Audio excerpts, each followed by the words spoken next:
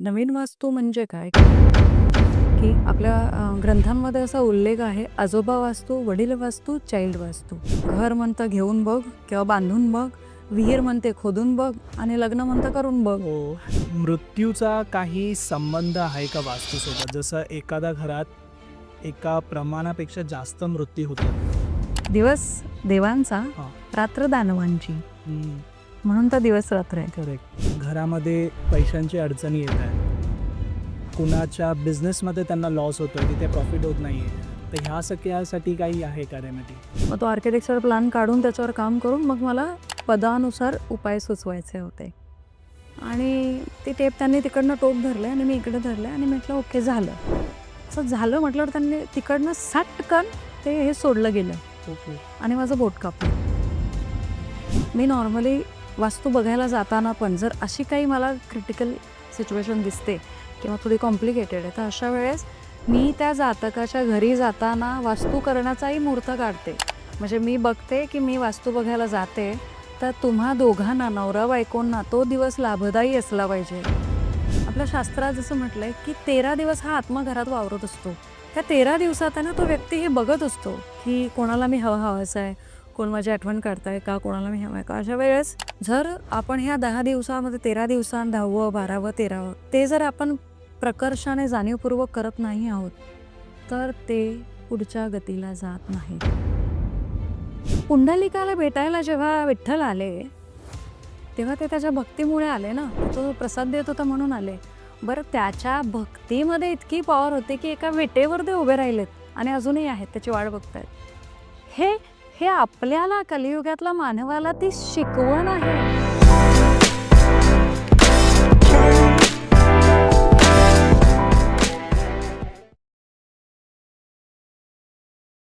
नमस्कार मित्रांनो, स्वागत आहे तुमचं अजून एका नवीन पॉडकास्टमध्ये. तर खूप लोकांना प्रश्न असतात, की घरामध्ये वास्तूच्या हिशोबाने सगळ्या गोष्टी अरेंज्ड आहेत का? कारण जेव्हा आपण नवीन घर घेतो, नाहीतर कुठे रेंटनी शिफ्ट होतो, त्याची दिशा वगैरे बघून आपण शिफ्ट होतो तिथे. पण शिफ्ट झाल्यानंतर खूप आतमध्ये पण गोष्टी असतात, ज्या जागेच्या हिशोबाने बरोबर तिथल्या तिथे असल्या पाहिजेत आणि बऱ्याच लोकांना ह्या गोष्टी नसतात माहिती. त्याच्यामुळे लाईफमध्ये ज्या घटना होतात, नाहीतर नकळत अशा गोष्टी घडत असतात, ज्या वास्तू दोषमुळे ॲक्चुअली होत असतात, ते आपल्याला माहिती नसतं. तर आजच्या पॉडकास्टमध्ये आपल्यासोबत जे गेस्ट आहेत, त्यांना 15 वर्षांहून जास्त एक्सपिरियन्स आहे वास्तूमध्ये आणि त्यांच्या काही टिप्स तुम्हाला नक्कीच मदत करतील. तर पॉडकास्ट एंडपर्यंत पहा. नमस्कार ताई. नमस्कार. तर अगोदर आपल्या ऑडियन्सला एक शॉर्ट इंट्रोडक्शन तुमचं द्या. ओके. नमस्कार. मी शुभांगी राणे, डॉक्टर शुभांगी राणे. मी वास्तू, ज्योतिष, न्यूमरोलॉजी, टॅरोट कार्ड आणि हाऊसिंग आणि मुहूर्तशास्त्र या क्षेत्रामध्ये काम करते. गेली 15 वर्षापेक्षा जास्तचा अनुभव आहे आणि या क्षेत्रामध्ये काम करते म्हणण्यापेक्षा मी असं म्हणेल की मला स्वामींनी या क्षेत्रामध्ये आणलंय. ओके. सो हा अनुभव आहे आणि माझी जी जर्नी आहे ती खरं तर क्लायंट टू कन्सल्टंट अशी झालेली आहे. त्या म्हणजे तुम्हाला एक क्लायंट होतात. हां, मी अगोदर एक वास्तू क्लायंट होती. त्याच्यामुळे ती माझी जर्नी वास्तू क्लायंट टू कन्सल्टंट झाली आहे. त्याच्यामुळे क्लायंटच्या मनामध्ये काय चाललंय, तो इथून काय विचार करतोय, बरोबर.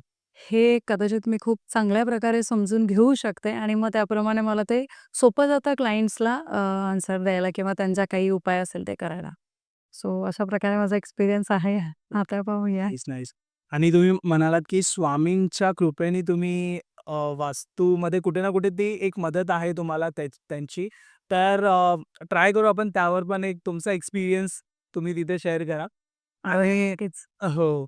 तर सर्वात आधी मला हे विचारायचं आहे, वास्तुपुरुष आपण जसं म्हणतो घरामध्ये, ही नुसती एक संकल्पना आहे, की खरोखर असं वास्तुपुरुष आपल्या घरामध्ये असतं आणि त्या गोष्टी तशा घडल्या पाहिजेत, असं काही खरोखर असतं का? 100% आहे. अ, आपले जे ग्रंथ आहेत, माझा सगळा अभ्यास आहे, पी-एच-डी आपल्या भारतीय वास्तुशास्त्राच्या ग्रंथांवर झालेली आहे.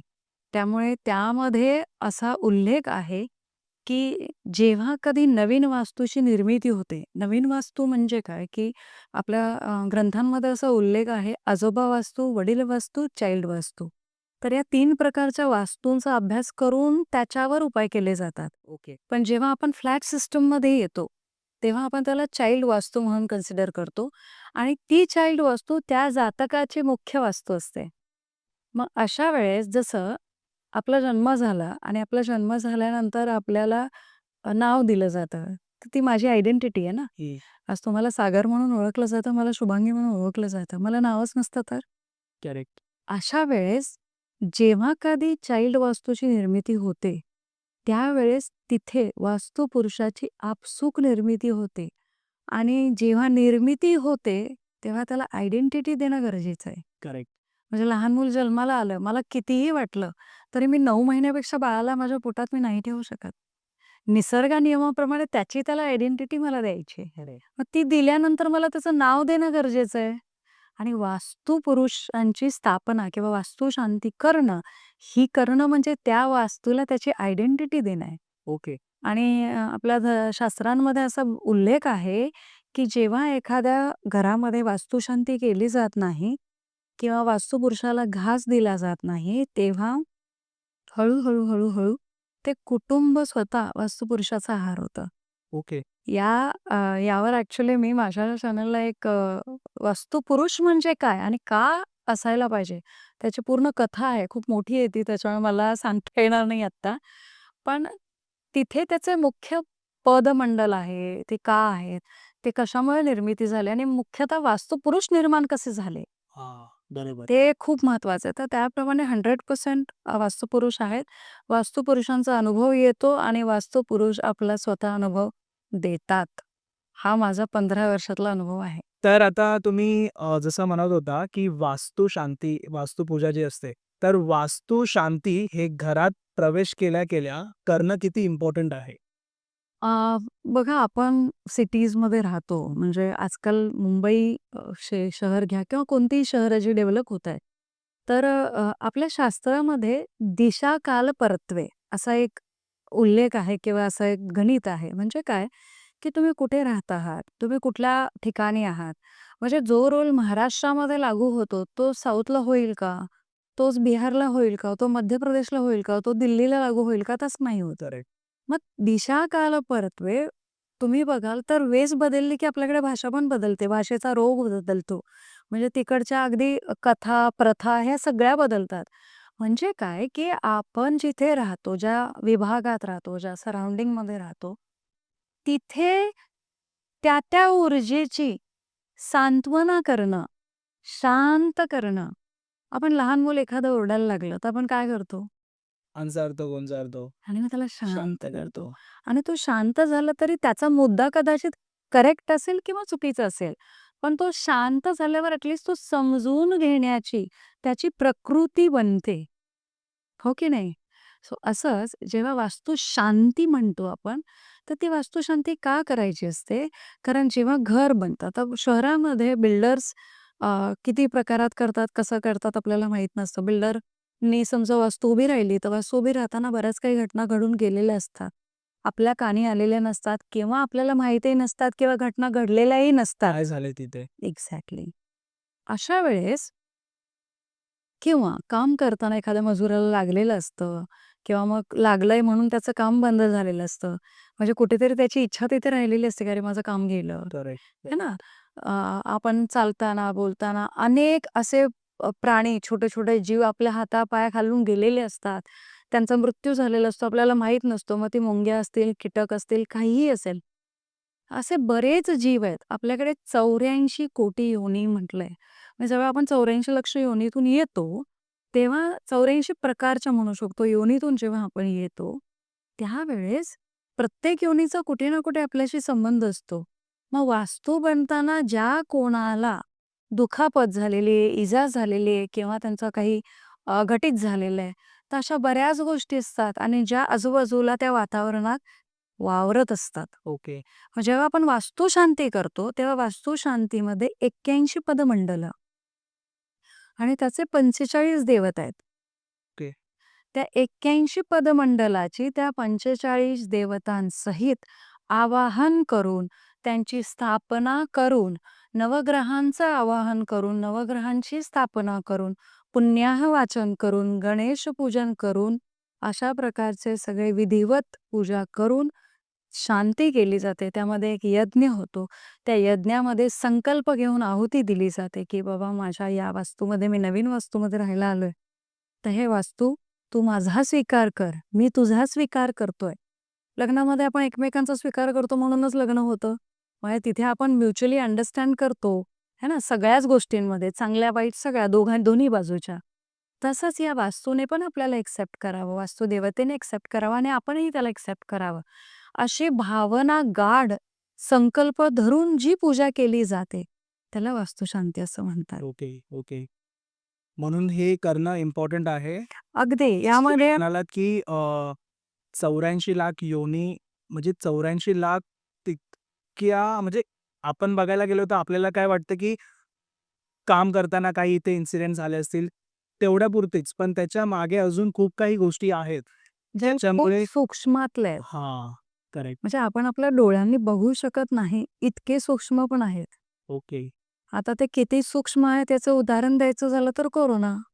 राइट. दिसला का कोणाला? नाही, पण अस्तित्व त्याचं होतं जे आपण नाकारू शकलो नाही. करेक्ट. म्हणजे आहेच का असं विचारायला गेलं तर मी म्हणेल कोरोना आहेच का असं जर विचारलं तर कोणी दाखवू शकलं नाही. पण अस्तित्व त्याने त्याचं सिद्ध केलं, त्याने त्याची क्रिया, प्रतिक्रिया सगळं दाखवलं. राइट. तसंच बरेच सूक्ष्म जीव आहेत, जे आपण यज्ञ आहुती केल्यानंतर ते त्यांच्या गतीला प्राप्त होतात आणि आपल्याला शांती लाभते. इव्हन मुंबई आणि महाराष्ट्र किंवा मुंबई किंवा शहरांसारखं जर बोलायचं झालं, तर शहरांमध्ये थोडासा त्रास होतो कारण मुहूर्त खूप कमी असतात वास्तुशांतीचे. मग अशा वेळेस बऱ्याचदा असं होतं, की अरे बापरे! आता नाही होऊ शकत आहे. मग अशा वेळेस बऱ्याचदा आम्ही पण सजेस्ट करतो, की तुम्ही गणेश पूजन पुण्याह वाचन करा. घरामध्ये राहायला जा आणि बऱ्याचदा जेव्हा आपण गणेश पूजन पुण्याह वाचन करून घरात व्यक्ती राहायला जाते, तेव्हा गुरुजी स्वतः संकल्प घेतात, ओके. की आम्ही येत्या 1 वर्षाच्या आत किंवा थोड्याच दिवसात आम्ही वास्तुशांती करू. ओके. मग ते सांगितलं, की त्यावेळेच्यात तुम्हाला पूर्ण करायला हवं. म्हणजे जसं की आपण ठरवलं, की आता बारसं घालायचंय, लग्न करायचंय. मग ते आपण पूर्ण करतो की नाही? करेक्ट. नाही केलं तर काय होतं, तर आपल्याला रोष ओढावून घेतो आपण इतर पार्टीचा. हं, हं. आता तसंच तुम्ही गणेश पूजन बद्दल म्हटलात, तर मला विचारायचं आहे की गणेश पूजन, आता जसं काही लोकं वास्तुशांती नाही करत, गणेश पूजन करूनच प्रवेश करतात घरात आणि त्यानंतर वास्तुशांतीही करत नाहीत. ते कुठे ना कुठे त्यांच्या माइंडमध्ये असतं की ठीक आहे, गणेश पूजन केलंय म्हणजे सर्व झालेलं आहे. तर वास्तुशांती हे करणं इम्पोर्टंट आहेच का? हा बघा 100% इम्पॉर्टंट आहे कारण तोपर्यंत ना वास्तुपुरुष किंवा ती वास्तू त्या जातकाची होतच नाही. ओके. कनेक्शन सुरू होत नाहीत. मग कनेक्शन सुरू नाही होत मग काय होतं, तर मग रिझल्ट यायला लागतात. अच्छा. मग ती वास्तू तुम्हाला अ, कारण तिथल्या जीवांची किंवा तिथे असणाऱ्या काही घटकांची, त्या ऊर्जेची स संपूर्णतः तुमच्या शरीराशी, तुमच्या मनाशी जोपर्यंत होत नाही, तोपर्यंत त्या गोष्टी कनेक्ट होत नाहीत. असं आपल्या पुस्तकांमध्ये उल्लेख आहे, की जो वास्तुशांती करत नाही, तो स्वतः वास्तुपुरुषाचा आहार होतो. Okay, okay. म्हणून आपल्याकडे पूर्वापार प्रथा आहे, की जिथे वास्तुपुरुष स्थापन केलेला असतो, तिथे गंध, फूल, अक्षता, किमान दिवा, कारण आता दिवा लावणं प्रॅक्टिकली रोज पॉसिबल नाही. तर मी असं सांगते, की कमीत कमीत कमी शनिवारी किंवा रविवारी जसं तुम्हाला सोयीने होईल, तसं तिथे एखादी धूप स्टिक लावावी आणि नैवेद्य, मी तर म्हणेन, की तुम्हाला रोज नैवेद्य द्यायला पाहिजे. ओ कारण तो घास आहे वास्तुपुरुषाचा. मग तुम्ही देवाला जसं नैवेद्य घेता, तसा एक नैवेद्य वास्तुपुरुषाचा काढा. त्याची काही स्पेसिफिक जागा आहे कुठे ठेवायला? वास्तुपुरुषाची जी जागा आहे ती नॉर्मली आग्नेय कोणामध्ये वास्तुपुरुषाची स्थापना होते. जर केली नसेल, तर तुम्ही तिथे नैवेद्य द्यायला सांगा आणि वास्तुपुरुषालाच सांगा, की ही माझ्याकडनं वास्तुशांती राहिली आहे, की तू करून घे. मग तुमच्या आयुष्यात अशा आपसूक घटना घडतात, की तुम्ही कोणाच्या तरी कनेक्टमध्ये येता, मग तुम्ही कोणाला तरी बोलवता आणि मग ती वास्तुशांती संपूर्ण होते. ओके. की म्हणजे तेच करून घेतात शेवटी. आपण काहीही करत नसतो. आज मी इथे आहे, निमित्त मात्र आहे. I am the mediator. करता करविता स्वामी. मग ते ते तुमच्याकडनं सगळं करून घेतात. म्हणजे माझे कैक अनुभव असे आहेत, की एखाद्या वास्तूमध्ये जर त्या जातकाला राहायचं नसेल, त्या वास्तूला तो जातक नको असेल तर ती वास्तू शांती करून घेत नाही. ओके. असं पण असतं? असं पण असतं आणि आपसूक मग त्या जातकाला वर्ष 2 वर्षात अशी बुद्धी होते, की मॅडम मला ना ही जागा पुरत नाहीये अच्छा. किंवा मला ना इथे छान वाटत नाहीये. ओके. निगेटिव्हिटी आहे. हां, काही प्लस मायनस दोन्ही होऊ शकतात. ती तुमच्या कुंडलीवर डिपेंड करते. तुमची कुंडली स्ट्राँग असेल तर ही वास्तू सांगेल, "ठीक आहे बाई, तू मेरे लिए नहीं है. तुम्ही जा." मग ती वास्तू सांगेल, की "नाही, अरे 1 बीएचके पुरत नाहीये. मॅडम आपण सेकंड घेऊया." मग तिथेच आपण वास्तुशांती करूया. मग तिथे आपण हिशोब लावतो, गणित लावतो. ओके. कितीचा खर्च आहे वास्तुशांतीचा? पण त्या वास्तूमध्ये ती ऊर्जा डेव्हलप करून तुम्ही जेव्हा ती एक एक पॉझिटिव्ह वाइब्स जनरेट करता, तेव्हा तुम्हाला ते रिझल्ट लवकर येतात आणि मग अशा वेळेस असे दोन्ही प्रकार होतात. पॉझिटिव्ह, निगेटिव्ह तुम्हाला ते रिझल्ट येतात. मग त्याच्यावर तुमची कुंडली किती स्ट्राँग आहे त्यावर या सगळ्या घटना डिपेंड करतात आणि म्हणूनच मी कुंडली वास्तू करते. ओके. ओके. हां. असं होत असेल ना, हा मला प्रश्न असा आहे, की अ, एखाद्या जागेवरती जर निगेटिव्हिटी आहे. माझी कुंडली फॉर एक्झाम्पल स्ट्राँग आहे आणि पॉझिटिव्ह आहे. तर मी गेल्यानंतर त्या निगेटिव्हिटीला मी नको असेल, तर ते कुठे ना कुठे मला तिथून काढायलाच बघेल. असंही असू शकतं? तुम्ही म्हणताय तो लॉजिकली प्रश्न बरोबर आहे. पण जर तुमची कुंडली स्ट्राँग आहे, तुम्ही म्हणताय तसं की तुमची कुंडली खूप पॉझिटिव्ह आहे, स्ट्राँग आहे, तर तुम्ही त्या वास्तूत जाणारच नाही. माझी पण पॉझिटिव्ह एक्झॅक्टली. करेक्ट. कारण निगेटिव्ह ऊर्जेला पॉझिटिव्हिटीची गरज नाहीये. तिला निगेटिव्ह व्यक्तीची गरज आहे. तिथे जाणारा व्यक्ती असा म्हणेल, की इनफॅक्ट घडलंय माझ्याबरोबर असं बऱ्याचदा, की माझ्याकडे चौकशी होते, वास्तू करायचंय. मग अगदी छोट्या-छोट्या कारणांवरून मग कोणाला असं वाटेल, की अरे फीज, मग जाऊ दे नको करूया. कोणाला असं वाटेल, की अरे असं काही नसतं. मग तुम्हाला असं म्हणजे स्पेशली ज्याला भोग भोगायचे बाकी आहेत, असं बऱ्याचदा होतं, की तो व्यक्ती म्हणतो, की ठीक आहे ना, असं काही नसतं, बघू गेल्यावर. हां. करेक्ट. मग 6 महिने नॉर्मली तुम्हाला सांगते जे वास्तूचे अनुभव आहेत, ते असं मी म्हटलं की कुंडली खूपच प्रभाव पडतो कुंडलीचा. 3.25 महिने, 6.25 महिने, सव्वा वर्ष, 2.25 वर्ष आणि 3.25 वर्ष हा प्रभाव पडायला कारणीभूत ठरतात. अच्छा. मग तुमची कुंडली किती स्ट्राँग आहे, तुम्हाला 3.25 वर्षात रिझल्ट, 3.25 महिन्यात रिझल्ट, 6.25 महिन्यात, सव्वा वर्ष, 2.25 वर्ष, 3.25 वर्षे. इथे एक उदाहरण दिलं तर, आत्ता रिसेंटली 8 दिवसापूर्वीची गोष्ट आहे. मी साधारणतः 2.5-3 वर्षापूर्वी एक बदलापूरची एक वास्तू केली होती. ओके. अगदी ओळखीची व्यक्तिमत्व आहे आणि माझं हे क्षेत्र आहे. तिथे मी स्वतःहून कोणाला सांगू शकत नाही, की तू तुझी वास्ती करून घे किंवा हे करून घे. करेक्ट. कारण आम्हाला ते अधिकार नाहीये. आमच्यापर्यंत तोच व्यक्तिमत्व पोचतो, ओके. ज्याच्या प्रारब्धामध्ये माझ्याकडनं काम करून घेणं लिहिलंय. समजलं. मग तोच माझ्यापर्यंत किंवा माझ्यासारख्या लोकांपर्यंत पोहोचणार. मग अशा वेळेस आम्ही स्वतःहून विचारू शकत नाही. मग त्या व्यक्तीचा मला फोन आला होता. लग्नाला 7-8 वर्ष झाली होती. मूल होत नाहीये आणि खूप उशिरा लग्न झालं होतं. माझ्या वयाच्या अगदी 40-42 ला लग्न झालंय. त्याच्यानंतर ऑलमोस्ट 7 वर्षांचा गॅप गेलाय. म्हणजे असं म्हणू शकतो की 50च्या आसपास 5-1 वर्ष झाली होती. आणि मी नॉर्मली वास्तू बघायला जाताना पण जर अशी काही मला क्रिटिकल सिच्युएशन दिसते किंवा थोडी कॉम्प्लिकेटेड आहे, तर अशा वेळेस मी त्या जातकाच्या घरी जाताना वास्तू करण्याचाही मुहूर्त काढते. ओके. म्हणजे मी बघते, की मी वास्तू बघायला जाते, तर तुम्हा दोघांना, नवरा-बायकोंना तो दिवस लाभदायी असला पाहिजे. त्यातल्या त्यात मी 2-2.5 तास अजून सूक्ष्मातला मुहूर्त काढते, की ते 2 तास जिथे चंद्र तुमचा स्ट्राँग आहे, तो असला पाहिजे. आणि अशा वेळेस जेव्हा मी वास्तू करते, तेव्हा ते जातक मी सांगितलेले उपायही स्ट्राँग करतात, समजून घेतात आणि त्यांना ते समजतात. ओके. तर मी त्या व्यक्तिमत्वांना त्यांच्या बेडरूममध्ये आणून 1 बीएचकेचं घर होतं. त्यांना सांगितलं, "सॉरी तुम्ही बेडरूममध्ये नाही झोपू शकत. ओके. तुम्हाला हॉलमध्येच झोपायचं आहे." आणि हॉलमध्ये लिटरली मी त्यांना 4x5 ची जागा दिली होती. म्हणजे 5 अशी आणि अशी, की तुम्ही त्या 4 ते 4.5 फुटाच्या आतच तुम्ही दोघांनी झोपलं पाहिजे. ओके. कारण शास्त्राप्रमाणे जी 81 पदमंडल आहेत, त्यातली जी काही पदमंडल येत होती तिथे, त्या पदमंडलामध्ये ते झोपायला सुरू केल्यानंतर तुम्ही एकदा झोपताना त्या पदमंडलात झोपायचंय. नंतर आपण झोपेमध्ये इकडे-तिकडे होतो, दॅट इज अंडरस्टूड. पण स्टार्ट. पण हां. हां. आणि ती केल्यानंतर तिथे त्यांचं बीज रोपण चांगलं होणार होतं. Okay, okay. अर्थात हे मी त्यांना लगेच सांगितलं नव्हतं, कारण काय असतं, की आपल्या शास्त्रामध्ये मॅनिफेस्टेशन्स पण खूप महत्वाचं आहे. पण काय होतं, की ऑलरेडी ते 5-6 वर्ष त्या निगेटिव्ह ओरातून आले होते. त्याच्यामुळे आपल्या शास्त्रामधनं असं काही जादू घडू शकते. एकतर हे दुर्दैव आहे आपलं, की आपलीच लोकं आपल्या शास्त्रावर विश्वास नाही ठेवत. त्याच्यामुळे आता ठीक आहे, हेही करून बघू, या उद्देशाने ते दोघे आले होते, जे मला त्यांची कुंडली सांगत होते. ओके. म्हणजे हे सगळं काही ट्राय केलं होतं. आता एक शेवटचा उपाय.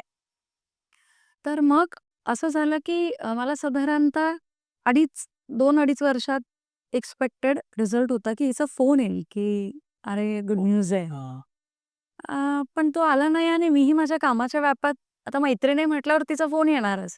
आणि मला तिचा 8 दिवसापूर्वीच कॉल आला, की "काय गं तू मला काँग्रॅच्युलेट करायला पण फोन नाही केलास." तर म्हटलं, "का गं काय झालं?" तर मला म्हणाली, की "असं-असं झालं. आता माझा मुलगा 1.5 महिन्याचा झाला. तू स्टेटस पण बघत नाही." आणि आय वॉज लाइक ना, म्हणजे मी एक्सप्रेस नाही करू शकत आहे तुम्हाला. मी इतकी खुश होते ना, की मी 1 सेकंड म्हणजे मी ना मनातल्या मनात खरंच स्वामींना थँक्स म्हणाले, की कसं असतं ना, आपल्या भारतीय कल्चरमध्ये ही एक स्त्री म्हणून पूर्णत्वाची संकल्पना आहे. सो मला खूप आनंद झाला. अर्थात मी तिला काँग्रॅच्युलेट केलं. म्हटलं, "तू मला आत्ताच्या आत्ता पहिला फोटो पाठव." कारण मग तिने फोटो पाठवला, शेअर केला आणि ठीक आहे आपल्याकडे एक हे पण कन्सेप्ट पण आहे, की आपण 3 महिने पहिला सांगायचं नसतं.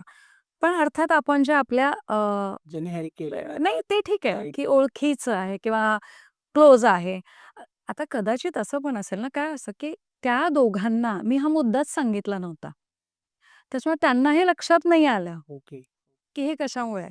कारण मला हे खूप क्लिअर होतं, की 2.25 वर्ष मॅक्सिमम कसं असतं आपलं बऱ्याचदा जन्मवेळ चुकलेली असते, पुढे-मागे झालेली असते, 5-10 मिनिटं झालेली असतात. तर 2.5-3 वर्षात रिझल्ट यायला पाहिजे. म्हणजे आपल्या 1-2 मिनिटामुळे 6-7 महिन्यांचा फरक पडतो, जन्मवेळेच्या असं. तर तो मी गृहीत धरला होता, की 2.5-3 वर्षात तिचा फोन मला यायला पाहिजे. पण मग मला खूप छान वाटलं. मी खरंच म्हणजे आत्ताही मी मनातून स्वामींना खरंच थँक्स सांगते, की मी निमित्त आहे ते सगळं करायला. पण यश ते देतात. माझं काही नाही. करेक्ट. आणि मला तो इतका आनंद आहे, की वयाच्या 50शीच्या आसपास तुम्हाला 45-50च्या आसपास मूल होणं आणि आणि दॅट टू मुलगा होणं म्हणजे आपल्याकडे वंशाचा दिवा म्हटला जातो. हे याच्यासाठी, की मुलगी किंवा मुलगा म्हणून मी भेद नाही करत आहे. पण वंशवाढीसाठी आपला जो आलेला वंश आहे तो चालू राहिला मुलगा हा हे होतो. सो मला हा आत्ता रिसेंटचा तुम्ही म्हणालात, तर तो वास्तू इतकी सूक्ष्म काम करते. आता त्याच व्यक्तीला बऱ्याच जणांनी असं विचारलं, की "अरे काय तुम्ही नवरा-बायको हॉलमध्ये झोपता?" म्हणजे आपल्याकडे एक वेगळ्या दृष्टीने त्याला बघितलं जातं. आई बेडरूममध्ये झोपले. बेडरूममध्ये कोणी देव ठेवतं का? तर मी सांगते बेडरूममध्ये नाही, किचनमध्ये, बेडरूममध्ये जिथे असेल, जिथे देवाची जागा आहे, तिथेच देवांची स्थापना झाली पाहिजे. मग तो बेडरूम असो, किचन असो किंवा हॉल असो. करेक्ट. मी नेहमी हे सांगते, की ज्या देवाने आपल्याला इतकं सुंदर घर दिलंय, आज कैक लोकं अशी आहेत ना, ज्यांची वास्तू नाही होत. नाही हो, बरोबर. मग आपल्याला जर देवाने ज्या घर दिलंय, त्याचा मान पहिला, तो जागेवर. करेक्ट. मग बेडरूम आला तर बेडरूम. ओके. ती जागा इम्पॉर्टंट. जागा इम्पॉर्टंट आहे. हां, हां. आणि त्यांना सासू-सुनेच्या रिलेशन्समध्ये पण प्रचंड तफावत होती. देवघर जागेवर आल्यानंतर, सासूबाईंची झोपण्याची जागा बदलल्यानंतर, या दोघींचेही रिलेशन्स खूप छान झालेत, हे मला तिनेच सांगितलंय. ओके. इव्हन ती स्वतः पण नंतर हे म्हणायला लागली, की "जाऊ दे गं, आता त्यांचं वय झालंय. माझ्याशिवाय त्यांना कोण आहे?" म्हटलं, "अरे वाह!" सी बघा ना, बरोबर. तुमचे विचार बदलायला जे भाग पाडते, ती वास्तू. असा हा आत्तापर्यंतचा माझा अनुभव आहे. तर तुम्ही ताई जो एक्सपिरियन्स इतका छान सांगितला. मला विचारायचं आहे, की देवासाठी ही बेस्ट जागा कोणती आहे? म्हणजे त्यांची वास्तूच्या हिशोबाने जागा कोणती बरोबर आहे आपल्या घरामध्ये? बघा, ईशान्य हे एक सार्वभौमिक म्हटलं जातं, की ईशान्य ठिकाणी देव, ईशान्येत देव असावेत. आता देव ईशान्येत असावे हे बरोबर आहे, पण ईशान्येमध्ये जे शिखी पदमंडल येतं तिथे नसावेत, कारण ते अग्नीचं आहे. ईशान्येमध्ये ईश पदमंडल जे ईश्वराचं आहे, जे शंकराचं आहे, तिथे बरोबर देव आले ना, तर खूप खूप छान अनुभव येतात. म्हणजे मी माझ्या कैक जातकांना, की ज्यांना खरंच शक्य नव्हतं काही वास्तूचे उपाय करणं, तर मी त्यांना सांगितलं, "काही हरकत नाही. पहिलं आपण जे शक्य आहे ना, ते उपाय करूया. त्यातलं पहिलं देवघर, दुसरं बेड." कारण तुमचं नवरा-बायकोचं रिलेशन स्ट्राँग असेल ना, तर तुम्ही येणाऱ्या प्रत्येक गोष्टीला धीराने, धैर्याने सामोरे जायची ताकद तुमच्या दोघांमध्ये पाहिजे. चांगलं आलं तर हसतमुखाने, वाईट आलं तर ठीक आहे आम्ही लढू. हे जोपर्यंत होत नाही ना, तोपर्यंत वास्तू शांत किंवा वास्तू सुख, सौख्य लाभदायी होत नाही. मग इथे ईशान्य खूप महत्वाचा रोल प्ले करतं. एखाद्याला ईशान्य नाही मिळत आहे, मग त्यानंतर येते पूर्व, ओके. मग येते उत्तर. मग त्याच्यातही पूर्व ईशान्येमध्ये अजून चांगलं, उत्तर ईशान्येमध्ये अजून चांगलं. मग ही जी पदमंडलांची व्याख्या पडत जाते, ती चांगली आणि त्याच्यानंतर पूर्व, त्याच्यानंतर उत्तर. म्हणजे अगदीच काही नाही झालं, जिथे शक्यच नाहीये, तर तिथे वायव्य. तेही मी नाही सजेस्ट करेन, कारण वायव्यातला देव्हारा हा त्या जातकाला घरामध्ये राहूच देत नाही. ओके. ओके. म्हणजे तो व्यक्ती मार्केटिंगच्या फील्डमध्ये असणार किंवा तो मार्केटिंग सदृश अशा कुठल्यातरी कामाच्या संबंधात असणार, तो वारंवार बाहेरच असणार ओके. आणि त्यांना ते कामं येत जातात. हा अनुभव आहे माझा. मग अशा ठिकाणी बऱ्याचदा ईशान्येचं देवघर हे अतिशय आपल्या धर्मग्रंथांमध्ये पण सांगितलंय, की ईशान्येत देवघर आले, की तुमचं घर वसायला लागतं. अच्छा. ओके. म्हणून मी नेहमी म्हणते, की काहीच नाही जमलं ना, म्हणजे मग मी प्रेक्षकांनाही सांगेन, की काहीच नाही जमत आहे, तर ईशान्येत देवघर आणा. आता बऱ्याचदा असा प्रश्न मलाही आलाय, तर तुमच्या या पॉडकास्टच्या माध्यमातून मी सांगेन, की आमच्या ईशान्येत टॉयलेट येतंय आणि टॉयलेटच्या बाजूला देवघर कसं ठेवायचं? बरोबर. हो. आपल्या शास्त्रांमध्ये महादोष म्हणजे ईशान्येचं टॉयलेट. त्याला पर्याय नाही. तर ते काढावंच लागेल. ते काढायचं नाहीतर घर बदलायचं. अच्छा. मग घर बदलण्यासाठी उपाय काय? आता घर घेणं ही सोपी गोष्ट नाहीये. म्हणजे आम्ही समजू शकतो मुंबईमध्ये तर कुठेही घर घेणं सोपं नाहीये किंवा कोणत्याही शहरामध्ये, गावामध्येही घर बांधणं म्हणजे म्हण आहे आपल्याकडे, घर म्हणतं घेऊन बघ किंवा बांधून बघ, विहीर म्हणते खोदून बघ आणि लग्न म्हणतं करून बघ. हो की नाही?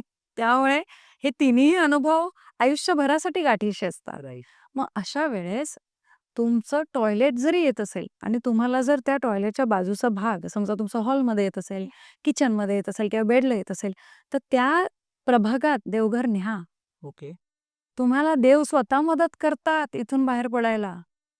हा माझा अनुभव आहे. ओके. कैक कैक जणांचा. मग अशा वेळेस पण तुमची श्रद्धा अपार पाहिजे. मी नेहमी मागे मी मागच्या पॉडकास्टमध्येही बोलले होते, की भाव तिथे देव. तुम्ही फक्त हां, ठीक आहे मी आता देवघर आणलं, देव बघेल. सॉरी. कर्म, कर्मप्रधान व्यक्तिमत्व आहोत. आपण अ, पृथ्वीवर जन्मच कर्म करायला घेतलाय. करेक्ट. नाहीतर आपण इथे नसतो. मग कर्म पहिलं. मग म्हणजे श्रीकृष्णही सांगतात, की "तू तुझं कर्म करत राहा, बाकी मी बसलोय."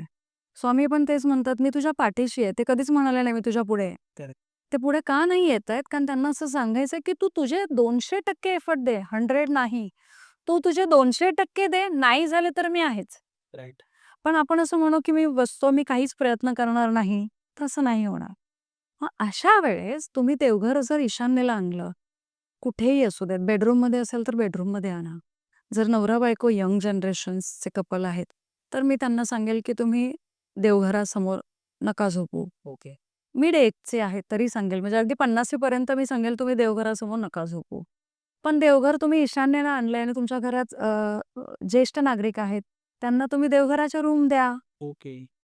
यातून तुमचे दोन्ही प्रॉब्लेम सॉल्व्ह होतील. ज्येष्ठ नागरिकांचं माइंडसेट बदलायला लागतं, हा माझा अनुभव आहे. मी माझा तुम्हाला एक अनुभव सांगते स्वतःचा. हं. मी डोंबिवलीला सर्वोदय गॅलेक्सीमध्ये राहत होते आणि मी माझा मुख्य बेडरूम जो होता मोठा, तो मी माझ्या सासू-सासऱ्यांना दिलेला आणि तिथेच माझं देवघर होतं. ओके. तर मला बऱ्याच जणांनी विचारलं, की "अगं काय आहे? देवघर आणि मोठा bedroom." So as I know, की मला माझं अख्खं घर ते सांभाळणार. म्हणजे मी वर्किंग आहे. अहो वर्किंग आहेत. आम्ही दोघेही बाहेर असतो. म्हणजे 365 दिवसामध्ये 24 तासामध्ये जर जास्त प्रभाव बघितला तर 80% तेच घरात असणार आहेत. आम्ही 20%च असणार आहेत. म्हणजे झोपायला आणि जेवायला एवढंच. मग अशा वेळेस ही वास्तू त्यांना परिपूर्ण फळली पाहिजे राईट. आणि हे माझं हे होतं. तुम्हाला सांगते त्या वास्तूत राहायला आल्यानंतर आमचे म्हणजे माझे सासू-सासऱ्यांचे रिलेशन जे अगोदर होते त्याच्यापेक्षा जास्त प्रगल्भ झाले, गाढ झाले. म्हणजे इथपर्यंत की नॉर्मली कसं असतं की असं होतं ना, आई-मुलीचा जास्त संबंध असतो. म्हणजे आज पॉडकास्टवर सांगते मी की आज त्यांना काही हवंय किंवा त्यांना काही वाटलं तर मला पहिला फोन येतो ओके. आणि आय फील गुड की मी त्यांची तिसरी मुलगी बनायचा प्रयत्न करते किंवा केलाय. हे रिलेशन्स डेव्हलप व्हायला लागतात. हे कसे होतात? तर त्या ऊर्जेशी तुमचे विचार मॅनिफेस्ट व्हायला लागतात. मी म्हटलं ना, ही खूप सूक्ष्म प्रक्रिया आहे. ही सहज घडणारी नाही. म्हणजे मी वास्तूमध्ये नेहमी उपाय करताना, माझ्या क्लायंट्सशी हे करताना मी नेहमी सगळ्यांना सांगते, की वास्तू ही जादूची कांडी नाहीये. पण जादूपेक्षा कमीही नाहीये. म्हणजे तुम्ही जादू होते हा अनुभव घेऊ शकाल इथपर्यंत ही ऊर्जा तुम्हाला पॉझिटिव्ह रिझल्ट देते. सो हा माझा अनुभव आहे. त्याच्यामुळे मी तुमच्या प्रेक्षकांना सगळ्यांना सांगेन, की तुमच्या घरामध्ये काहीही नसेल, तर तुम्ही तुमचं देवघर हे तुम्ही तुमच्या ईशान्य जिथे तुम्हाला शक्य वाटते त्या ईशान्येमध्ये आणा. चांगला मुहूर्त बघा, चांगल्या दिवशी आणा, तुम्हाला लाभेल अशा दिवशी आणा. नाही जमलं तर तुम्ही मुहूर्त काढा. कमीत कमी ती अजून पॉझिटिव्ह आणायचा प्रयत्न करा बरं. आणि ते करा, तर ते अतिशय फळ देतं. ओके. आणि ताई मला हे विचारायचंय, मृत्यूचा काही संबंध आहे का वास्तूसोबत? जसं एखाद्या घरात एका प्रमाणापेक्षा जास्त मृत्यू होतात, तर त्याचा पण काही अ, म्हणजे वास्तूला घेऊन संबंध आहे का? बघा येतोच, नाही असं नाही. म्हणजे आपल्या प्रत्येक शास्त्राचा कुठे ना कुठे संबंध आहे. वास्तूचाही संबंध येतो, ज्योतिषाचाही संबंध येतो. पंचक लागणं किंवा त्रिपाद लागणं असं जेव्हा म्हटलं जातं. एखादी व्यक्ती गेल्यानंतर त्यांचं नक्षत्र जर चांगलं नाही लागलं, तर त्यानंतर घरामध्ये 3 मृत्यू होणं, हां, 5 5 मृत्यू होणं, अशा घटना घडतात. हं. मग अशा वेळेस खरं सांगू तर मी म्हणणारे पण विश्वास ठेवतात, की हो काहीतरी बदलतंय. पण बऱ्याचदा वेळ निघून गेलेली असते किंवा बऱ्याचदा त्या घटना घडून गेलेल्या असतात. हं. असं का होतं? तर हे त्या व्यक्तीच्या कुंडलीचे काही भोग असतात, जे त्याच्यावर घडणार असतात. तोपर्यंत त्याला ती बुद्धी होत नाही, की मी कोणाला जाऊन विचारेन. आणि जेव्हा ती घटना घडून जाते, तेव्हा तो व्यक्ती त्या व्यक्तीला विचारतो किंवा सदृश्य माझ्यासारख्या व्यक्तींच्या संपर्कात येतो आणि मग ती घटना होते आणि मग त्यांचं पुढचं लाईफ जे आहे ते समृद्ध व्हायला लागतं. तर अशा घटना घडतात. 100% वास्तू मी असं नाही म्हणणार. पण हो, जर तिथे काही निगेटिव्ह ऊर्जा खूप स्ट्राँग असेल, अगोदर काही घटना घडून गेलेल्या असतील, काही पितृ किंवा मृत आत्मे यांचा जर काही संबंध असेल, तर परिणामकारक रिझल्ट येतात आणि असं होऊ शकतं. होतं इनफॅक्ट असं अनुभवायला येतं. इव्हन अशा काही घटना घडत असतील, तर बऱ्याचदा आमची एंट्री नंतर होते त्या वास्तूत. आम्हाला अगोदर बोलवलंच जात नाही. ओके. कारण ते जसं म्हणालात तुम्ही, की भोग भोगणं आहेच त्यांना. त्याच्यानंतर जो वेळ बरोबर येतो तेव्हा तुम्ही जाता तिथे. ओके. अ, मी तुम्हाला एक अनुभव सांगते. कल्याणचे माझे एक बिल्डर आहेत. मोठं नाव नाही घेऊ हं. शकणार. अ, त्यांच्या घरात त्यांचं एक बेसमेंट जात नव्हतं आणि बेसमेंटमध्ये खूप नॉर्मली निगेटिव्ह एनर्जी असते. आणि बरेच उपाय चालले होते आमचे. त्यांच्या घरामध्ये उपाय केले होते आपण, त्यांच्या ऑफिसमध्ये केले होते. आपण इनफॅक्ट त्यांच्या साईटवर पण आपण काम केलं होतं. आणि त्यांना कळत नव्हतं एवढं सगळं करतोय पण तरी माझं बेसमेंट जात नाही. कारण त्यांनी मला बेसमेंट दाखवलं नव्हतं. ओके. तर बेसमेंट म्हटल्यावर मी म्हटलं, की आपण अगदी विचारपूर्वक जाऊया सगळं. मी केलं व्यवस्थित जे जे शक्य आहे. कारण शेवटी माझ्या हातात फक्त शक्यता आहे. करेक्ट. मग ते केलं आणि मी त्यांना अगोदर काही उपाय सांगितले मी यायच्या आधी, की तुम्ही हे सगळं करून ठेवा तिथे, की जेणेकरून ऊर्जेचा प्रभाव कमी व्हावा आणि ती मी व्हिजिट सकाळची ठेवली. कारण नॉर्मली 4च्या नंतर आपल्याकडे तिन्हीसांची जी वेळ म्हटली जाते, 6 नंतर नॉर्मली निगेटिव्ह ऊर्जा खूप प्रकर्षाने त्यांच्याकडे अधिकार येतात. म्हणजे दिवस दिवस देवांचा, रात्र दानवांची. म्हणून तर दिवस-रात्र आहे. करेक्ट. मग ते मी केलं आणि तिथे ना इलेक्ट्रिक वस्तू असतात ना, अशा ठिकाणी खूप कमी चालतात. आणि माझं जे मेजरमेंटचं जे मशीन होतं ते चालेच ना. म्हटलं ठीक आहे. मग मी एक आपल्याकडे आपण सपोर्टिव्ह ठेवतो. मग ती टेप ठेवली होती, की म्हटलं मला मेजरमेंट घ्यायचं आहे. कारण त्या मेजरमेंटवर आर्किटेक्चर कारण त्यांच्याकडे त्याचा प्लॅन नव्हता. मग तो आर्किटेक्चर प्लॅन काढून त्याच्यावर काम करून मग मला पदानुसार उपाय सुचवायचे होते. आणि ती टेप त्यांनी तिकडनं टोक धरलंय आणि मी इकडे धरलंय आणि म्हटलं ओके झालं. असं झालं म्हटल्यावर त्यांनी तिकडनं सटकन ते हे सोडलं गेलं ओके. आणि माझं बोट कापलं. आणि त्यांना खूप वाईट वाटलं. म्हणजे ते बरेच सॉरी म्हणाले, की मॅडम म्हटलं, "नाही, नाही. बोटच कापलंय अँड आय एम हॅपी."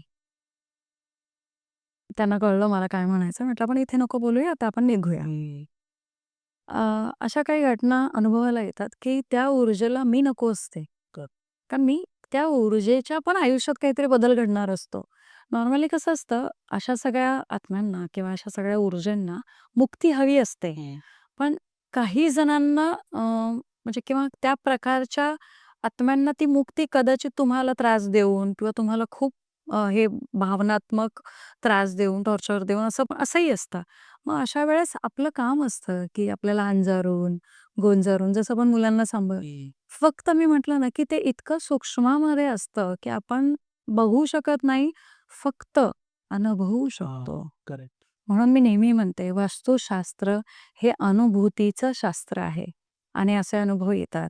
मग त्यानंतर आम्ही बरेच उपाय केले, ते केले आणि तुम्हाला आश्चर्य वाटेल वर्षभराच्या आत त्यांचं डील झाली. ओके. हां, हां. असं होतं. पण म्हणजे मी अगदी लाईव्ह पॉडकास्टवर सांगते, की त्यांना फक्त त्या बेसमेंटच्या उपायाचं नाही, तर त्यांचं घर, त्यांची वास्तू, कारण त्यांची अगोदरची ऊर्जा ऑलरेडी हील झाली होती.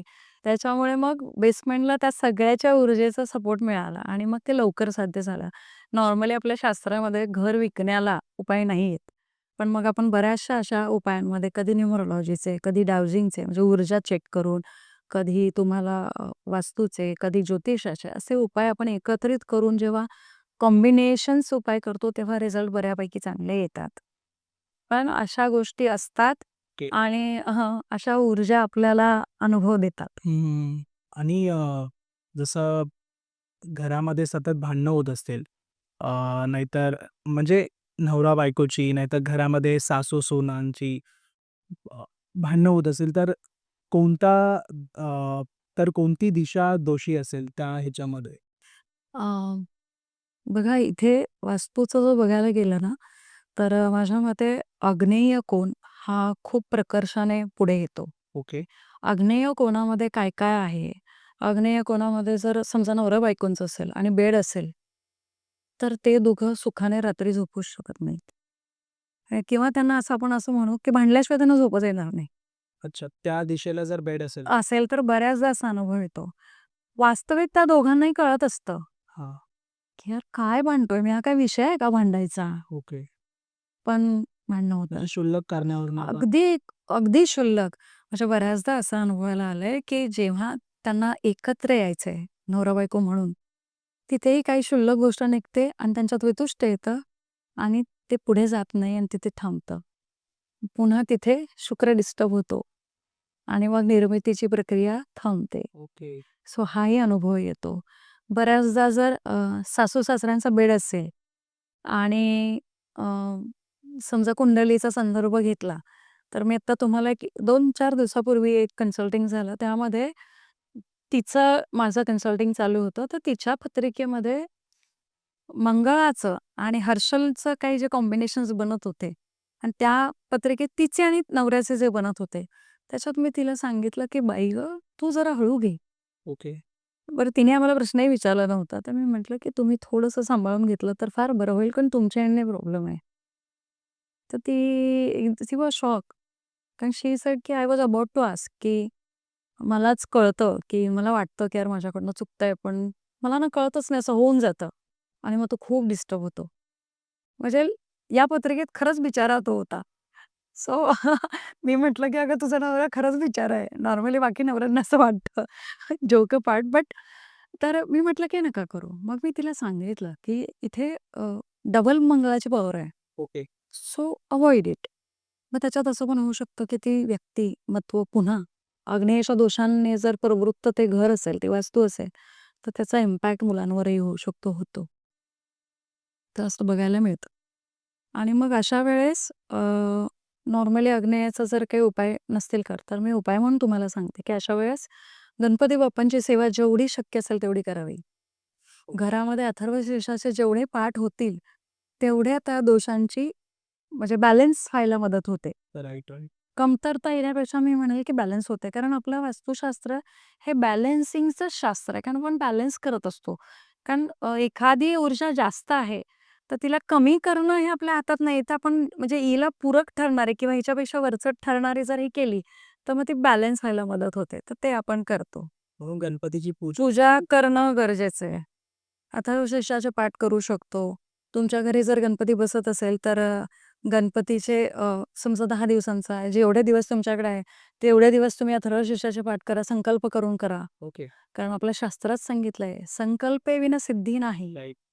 म्हणजे आपण म्हणतो, की अरे देवाला काय नवस म्हणजे केल्याने काय मगच देव देणार का? तर आता आपण एक उदाहरण म्हणून घेऊ, की स्वामींकडे किती जण आहेत? मग स्वामींच्या लक्षात शुभांगी कशी राहणार? किंवा सागर कसा राहणार? कारण त्यांना किती मुलांना बघायचंय. अहो, आपल्याला 2-4 मुलांना हँडल करताना नको वाटतं. टीचर 70-80 मुलांना हँडल करताना तिला नको होतं. स्वामींना किती जणांना बघायचंय. मग अशा वेळेस स्वामींच्या लक्षात कोण राहणार? की स्वामी सांगणार, "स्वामी, मला हे हवंय." मग मी हे करतो. पण मग आपण एखादा जेव्हा नवस करतो, तेव्हा त्या नवसाने खरंच त्या देवतेला फरक पडणार आहे का? नाही. नाही. ती आपली भावना आहे. तुम्ही त्या देवतेशी कनेक्ट व्हावं, तुमची पॉझिटिव्ह ऊर्जा, सकारात्मक ऊर्जा वाढावी, हे त्याच्यामागचं द्योतक असतं. ओके. पुंडलिकाला भेटायला जेव्हा विठ्ठल आले, तेव्हा ते त्याच्या भक्तीमुळे आले ना, की तो प्रसाद देत होता म्हणून आले. बरं त्याच्या भक्तीमध्ये इतकी पॉवर होती, की एका विटेवर ते उभे राहिलेत आणि अजूनही आहेत, त्याची वाट बघतायत. अजूनही ते सेवा करतायत. म्हणजे तुम्ही जर विठ्ठल रुक्माई आणि पुंडलिकाचं मंदिर बघितलं असेल. हे हे आपल्याला कलियुगातल्या मानवाला ती शिकवण आहे. तुझ्या प्रसादाचा भुकेला मी नाहीच आहे. राईट. तुझ्या भावाचा भुकेला आहे. पण मग तरी म्हणून द्यायचा नाही का? तुम्ही स्वामींना सांगितलत, की "स्वामी मी 5 पेढे आणि 1 नारळ ठेवेन." द्यायचंय तुम्हाला. You committed. तुम्ही कमिट केलंय. मग अशा वेळेस आहे ना, तुम्ही जर एखादा संकल्प करता, त्यावेळेस ते देवताचं जे तत्व आहे, ते तुमच्याबरोबर आकर्षित व्हायला लागतं. ते तुम्हाला मदत करायला लागतं आणि मग तुम्ही ते होता. इनफॅक्ट संकल्प आपण पूर्ण करतच नाही. मी तर नेहमी संकल्प घेताना सांगते, की "स्वामी, माझ्याकडनं हे करून घ्या. माझी ऐपत नाही." आणि हा भाव जिथे येतो ना, मग तिथे स्वामी मुक्त हस्ताने तुम्हाला मदत करतात. त्याच्यामुळे ही संकल्पविना सिद्धी नाही आणि तुम्ही संकल्प घेऊन हे उपाय केले तर खूप छान अनुभव येतात. करेक्ट. मध्ये अडचणी पण तिथे येणार आहेत ते तेच दूर बरोबर करतात. हो, हो. अगदी तुम्हाला सहज लाभ होतो, की तिथे लाल रंग जास्त आहे. मग तिथे लाल रंगाची पूर्तता कमी करा. लाल रंग काढून टाका. मोती कलर तिथे पेंट करा. पेंट करू शकत नसाल तुम्ही स्वतः करा. ते करू शकत नसाल वॉलपेपर लावा. जे शक्य आहे. अगदीच काही नाही तर न्यूजपेपर लावा. म्हणजे ज्याला शक्य नाहीये त्यांना मी म्हणते. पण असं नसेल तर तुमच्याकडे पेपर्स येतात. तर ते नॉर्मल पेपर जे आपले प्रिंट केलेले असतात, त्याची काळी बाजू आतल्या साईडला, व्हाईट बाजू बाजूला असंही चिटकवा. Okay, okay. बघा करायला गेलं तर छोटे-छोटे उपाय खूप आहेत. Right, right. तर ते आपण करू शकतो. तर ते जे तुम्ही म्हणत होतात, की अ, ते बेडचं तुम्ही म्हणत होता, त्यावेळी मग ऑप्शन दुसरा काही आहे का त्याच्यामध्ये? ऑप्शन बघा मग बेड असेल तर तुमच्या बेडच्या आतमध्ये जर स्टोरेज असेल, तर ते स्टोरेज तुम्ही पूर्णतः बघा की 3 वर्षापेक्षा किती 2 वर्षापेक्षा जास्त तुम्ही वापरलेलं नाहीये. तुम्हाला खरंच गरजेचं नाही. काढून टाका.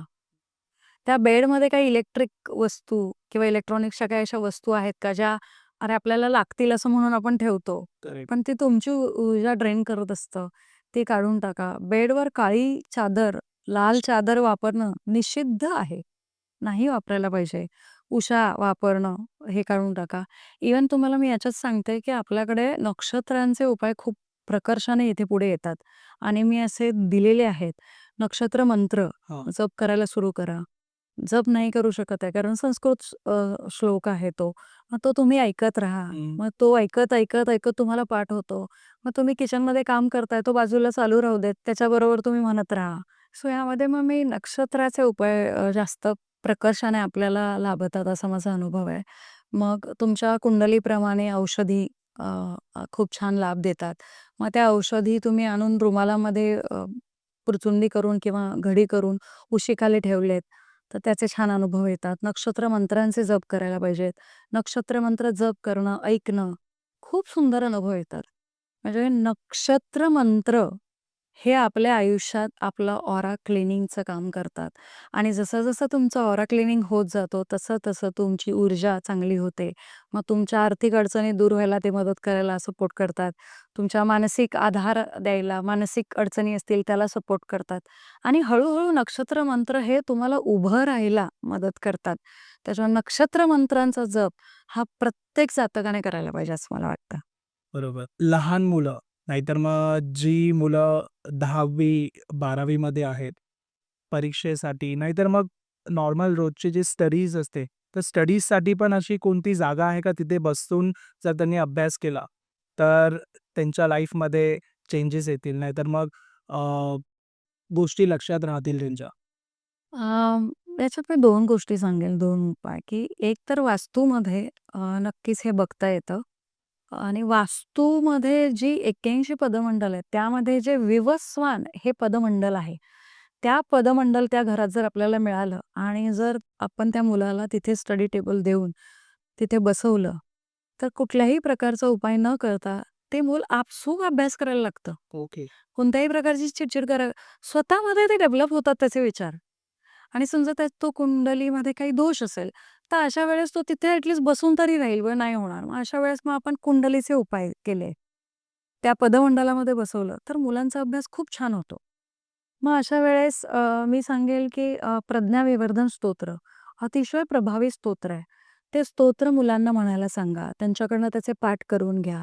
1दा, 3दा, 5 वेळा, 7 वेळा, 11 वेळा, 21 वेळा जेवढ्या वेळा शक्य होईल. कसं शक्य आहे? अथर्व शीर्ष अतिशय प्रभावी आहे ओके. मुलांच्या बुद्धिमत्तेचा विकास करण्यासाठी. तर या गोष्टींचाही आपण वापर करून घेऊ शकतो. बघा जिथे लयाला जाते, आपल्याकडे बुद्धी म्हटलंय आणि बुद्धी ही बुध देवतेंची जोडली गेली आहे. आणि आपल्याकडे म्हणजे काय, की तुम्हाला बुद्धी चांगली मिळायला पाहिजे असं आपण नेहमी म्हणतो, की आशीर्वाद देतो ना, की देव तुला चांगली सद्बुद्धी देवो. मग ती सद्बुद्धी येण्यासाठी देवता जागृत होणं त्या वास्तूतले खूप महत्वाचं आहे. आणि इनफॅक्ट नॉट मुलं. त्या वास्तूमध्ये देवतेची जागृतता झाली, की त्या घरातल्या स्त्रीला, पुरुषाला, घरातल्या सगळ्या व्यक्तींची सद्बुद्धी जागृत होते आणि आपसूक त्यांना ह्या सगळ्यांना ह्याचे फायदे मिळतात. मुलांना जास्त मिळतात कारण त्यांचा बुध ऑलरेडी ॲक्टिव्ह असतो. त्यांना त्याची गरज असते. मग ते लवकर ॲक्टिव्हेट होते कारण ते तर त्या पदमंडलात बसणार असतात. मग अशा वेळेस याचे खूप छान अनुभव येतात आणि लाभ होतात. ओके. त्याच्यामुळे प्रज्ञाविवर्धन स्तोत्राचा जाप करणं, अथर्वशीर्षाचे जाप करणं आणि बुद्धीसाठी सरस्वती स्तोत्र, छोटंसं पण अतिशय प्रभावशाली, हेही स्तोत्रांचं जाप करू शकतो. तुम्ही बघाल आजकाल सरस्वती देवीची पूजा कमी होते ॲज कंपॅरेटिव्हली लक्ष्मीची. पण बुद्धीमुळे लक्ष्मी टिकून राहते. त्याच्यामुळेच तिन्ही देवता तेवढ्याच महत्त्वाच्या आहेत. तुमच्या शरीरामध्ये ताकद, महाकाली असणं महत्त्वाचं आहे. बुद्धी असणं गरजेचं आहे. सरस्वती मातेचा आशीर्वाद तुम्हाला पाहिजे. तरच लक्ष्मी माता स्थिरावते. करेक्ट. सो या तिन्ही देवतांची पूर्तता केलीत, की आपसूक हे सगळं हे होतं. त्याच्यामुळे म्हणजे मुलांना बुद्धिमत्तेमध्ये प्रभाव पाडायचा असेल, तर ही 3 स्तोत्र खूप छान प्रभाव देतात. ते. आणि मेन म्हणजे तुम्ही अ, नुसतं वास्तू हे काम करून नुसतं देत नाहीये, त्यासकट ज्या तुम्ही रेमेडीज ज्या त्यांना सांगून येतात. जसं आता लहान मुलांनाही हे स्तोत्र जर ते म्हटले, तर त्यांच्या विकासाला पण आणि कुठे ना कुठे हे मोठे झाल्यावरती त्यांना खूप चांगला म्हणजे चांगली गोष्ट आहे शेवटी, बरोबर. की ह्या गोष्टी त्यांना लहानपणापासून माहिती आहेत. करेक्ट. बरेच लोकं ज्यांचं लहानपण निघून गेलंय, लहानपणी काहीतरी म्हणजे खूप गोष्टी अशा मिस झाल्यात. मोठं झाल्यानंतर माहिती पडतं. पण लहानपणापासून ह्या गोष्टी माहिती असणं हे आणि खूप इम्पोर्टंट आहे आजकालच्या पिढीला तर. आजच्या पिढीला खूप गरजेचं आहे आणि दुसरं कसं होतं, की सहजता येणं.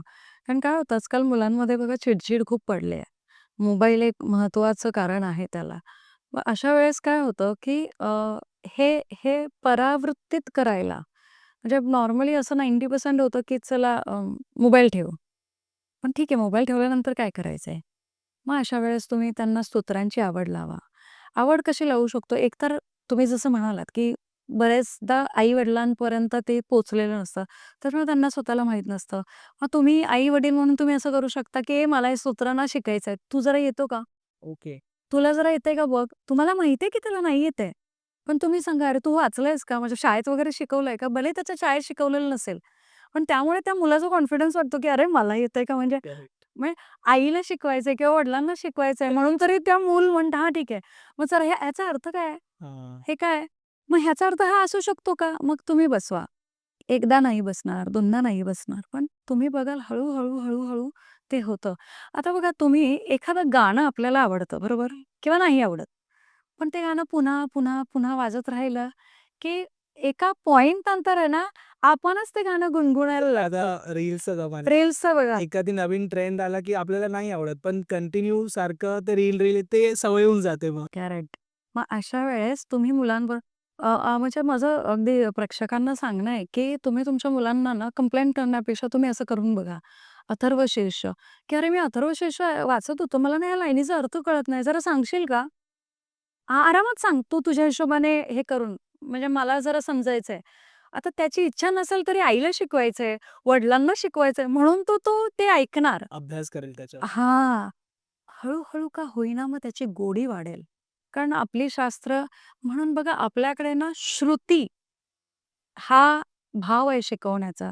आपल्याकडे पूर्वपार गुरु सांगायचे, शिष्य ऐकायचे आणि ऑब्झर्व्ह करायचंय. आपल्याला पुन्हा तिथे जायचंय. तर आपली पिढी ही सगळं घेणार आणि आपल्या पिढीला याची आवड निर्माण होणं किंवा आपल्या पिढीने हे कंटिन्यू ठेवणं, ही जर आजची गरज आहे, तर आपल्याला अशा प्रकारे आपण करू शकतो. आणि मग तुम्ही ते तुमच्या आजूबाजूला आहेत, तर अथर्वशीर्ष प्ले करा. ओके. 24 तास राहू देत की काय फरक पडतोय? ॲटलीस्ट प्रज्ञाविवर्धन स्तोत्र होऊ देत. मग तुम्हाला आवडतं एखादं टोन त्या टोनमधलं लावा. मग हळू मग त्याला सांगा, की "अरे, हे बघ ह्याचा अर्थ असा आहे." मग त्याचा अर्थ असणारा एखादा व्हिडिओ तुम्ही ऐका. मग तुम्ही ते त्याला पाठवा. अशा बऱ्याच क्रियेमधनं आपण आपल्या मुलांना आपसूक आपल्या धर्माशी सुसंगत करू शकतो. कारण ही आजची काळाची गरज आहे आणि माझा अनुभव आहे, की आपल्या धर्माशी, आपल्या संस्कृतीशी ज्या मुलाची नाळ जोडलेली आहे, तो आपल्या आई-वडिलांना, आपल्या कल्चरला कधीही विसरत नाही किंवा विसरू शकत नाही. बरोबर आहे. अ, आणि काही लोकांना स्वप्नदोष येतात. स्वप्नदोष असतात काही लोकांना. अ, विचित्र स्वप्न येणं, परत मानसिक तणाव आपण जसं म्हणतो. बरोबर. तर त्यासाठी वास्तूला काय म्हणजे आपण करू शकतो, की ह्या सगळ्या गोष्टी नाही होणार? उपाय करू शकतो आपण, पण पुन्हा स्वप्नदोष म्हटलं की पुन्हा आपण कुठे झोपतोय? ओके. कोणत्या पंदमंडलामध्ये त्यांचा वेड आहे? मी मगाशी म्हटलं तसं की बेडच्या आतमध्ये काही आहे का? ती निगेटिव्ह ऊर्जा ही करा. शक्यतो पिंक किंवा व्हाईट रंगाच्या चादरीचे कॉम्बिनेशन्स वापरा. पांढरेही चालतील. जर ज्येष्ठ नागरिक असतील तर पांढरा रंग जास्त प्रिफरेबल असेल. हलकासा व्हाईट लाईट शेड ग्रीनचा चालू शकतो किंवा सगळ्यात सोपं की त्या चादरी धुतल्यानंतर त्या मिठाच्या पाण्यामध्ये पिळवून मग सुकवा आणि त्या वापरा. हा एक उपाय आहे. दुसरा एक उपाय की तुमच्या बेडच्या दोन्ही बाजूला जिथे आपले लॅम्प स्टँड्स असतात, तिथे बाजूला काचेच्या बाउलमध्ये खडे मीठ ठेवा आणि ते दर शनिवारी बदला. ओके. म्हणजे ते दर शनिवारी बदलायचं. ते शनिवारी खडे मीठ पॉटमध्ये फ्लश करायचं. नवीन वाटी ती धुवून स्वच्छ करायची आणि पुन्हा नवीन खडे मीठ भरून ठेवायचं. अजून एक तुम्ही उपाय करू शकता, की आठवड्यातून एकदा शनिवारी तुमच्या घरातली जी लादी आहे, ती मिठाच्या पाण्याने पुसणं. हा खूप छान उपाय आहे. स्वप्नदोषासाठी मी मगाशी म्हटलं तसं, की तुम्ही तुमचं नक्षत्र कोणतं आहे जाणून घ्या आणि तुमच्या कुंडलीचं आयुर्वेदिक कोणता वृक्ष आहे किंवा कोणतं झाड आहे, कोणती औषधी आहे, ते जाणून घ्यायचा प्रयत्न करा आणि त्या औषधीची पुरचुंडी तुमच्या उशीशी ठेवा. स्वप्नदोष खूप कमी होतात. सो इथे ज्योतिष, वास्तू मी म्हटलं ना, की म्हणून म्हणून मग सगळ्याचं कॉम्बिनेशन करून छान उपाय देता येतात. हो, बरोबर आहे. असं. आणि ते करू शकतो. मानसिक प्रॉब्लेम जे असतात, परत लोकं डिप्रेशनमध्ये जातात. ते पण कुठे ना कुठे ह्या गोष्टी जर त्यांनी केल्या तर हो, अगदी, अगदी. मानसिक त्रास असेल, डिप्रेशन असेल ना, तर मी अजून सांगेल, की अशा व्यक्तीने म्हणजे ज्यांना अगदी स्वप्नदोष पण आहे, अशा व्यक्तीने हा उपाय नक्की करून बघावा, की 43 दिवस स्वतःच्या मुठीने एक खडे मीठ स्वतःच्या मुठीने घ्यायचं आणि नंतर थोडंसं घ्यायचं. म्हणजे त्याला सव्वा मूठ म्हणतो. आपल्याकडे सव्वाचा प्रघात आहे, पूर्वापार.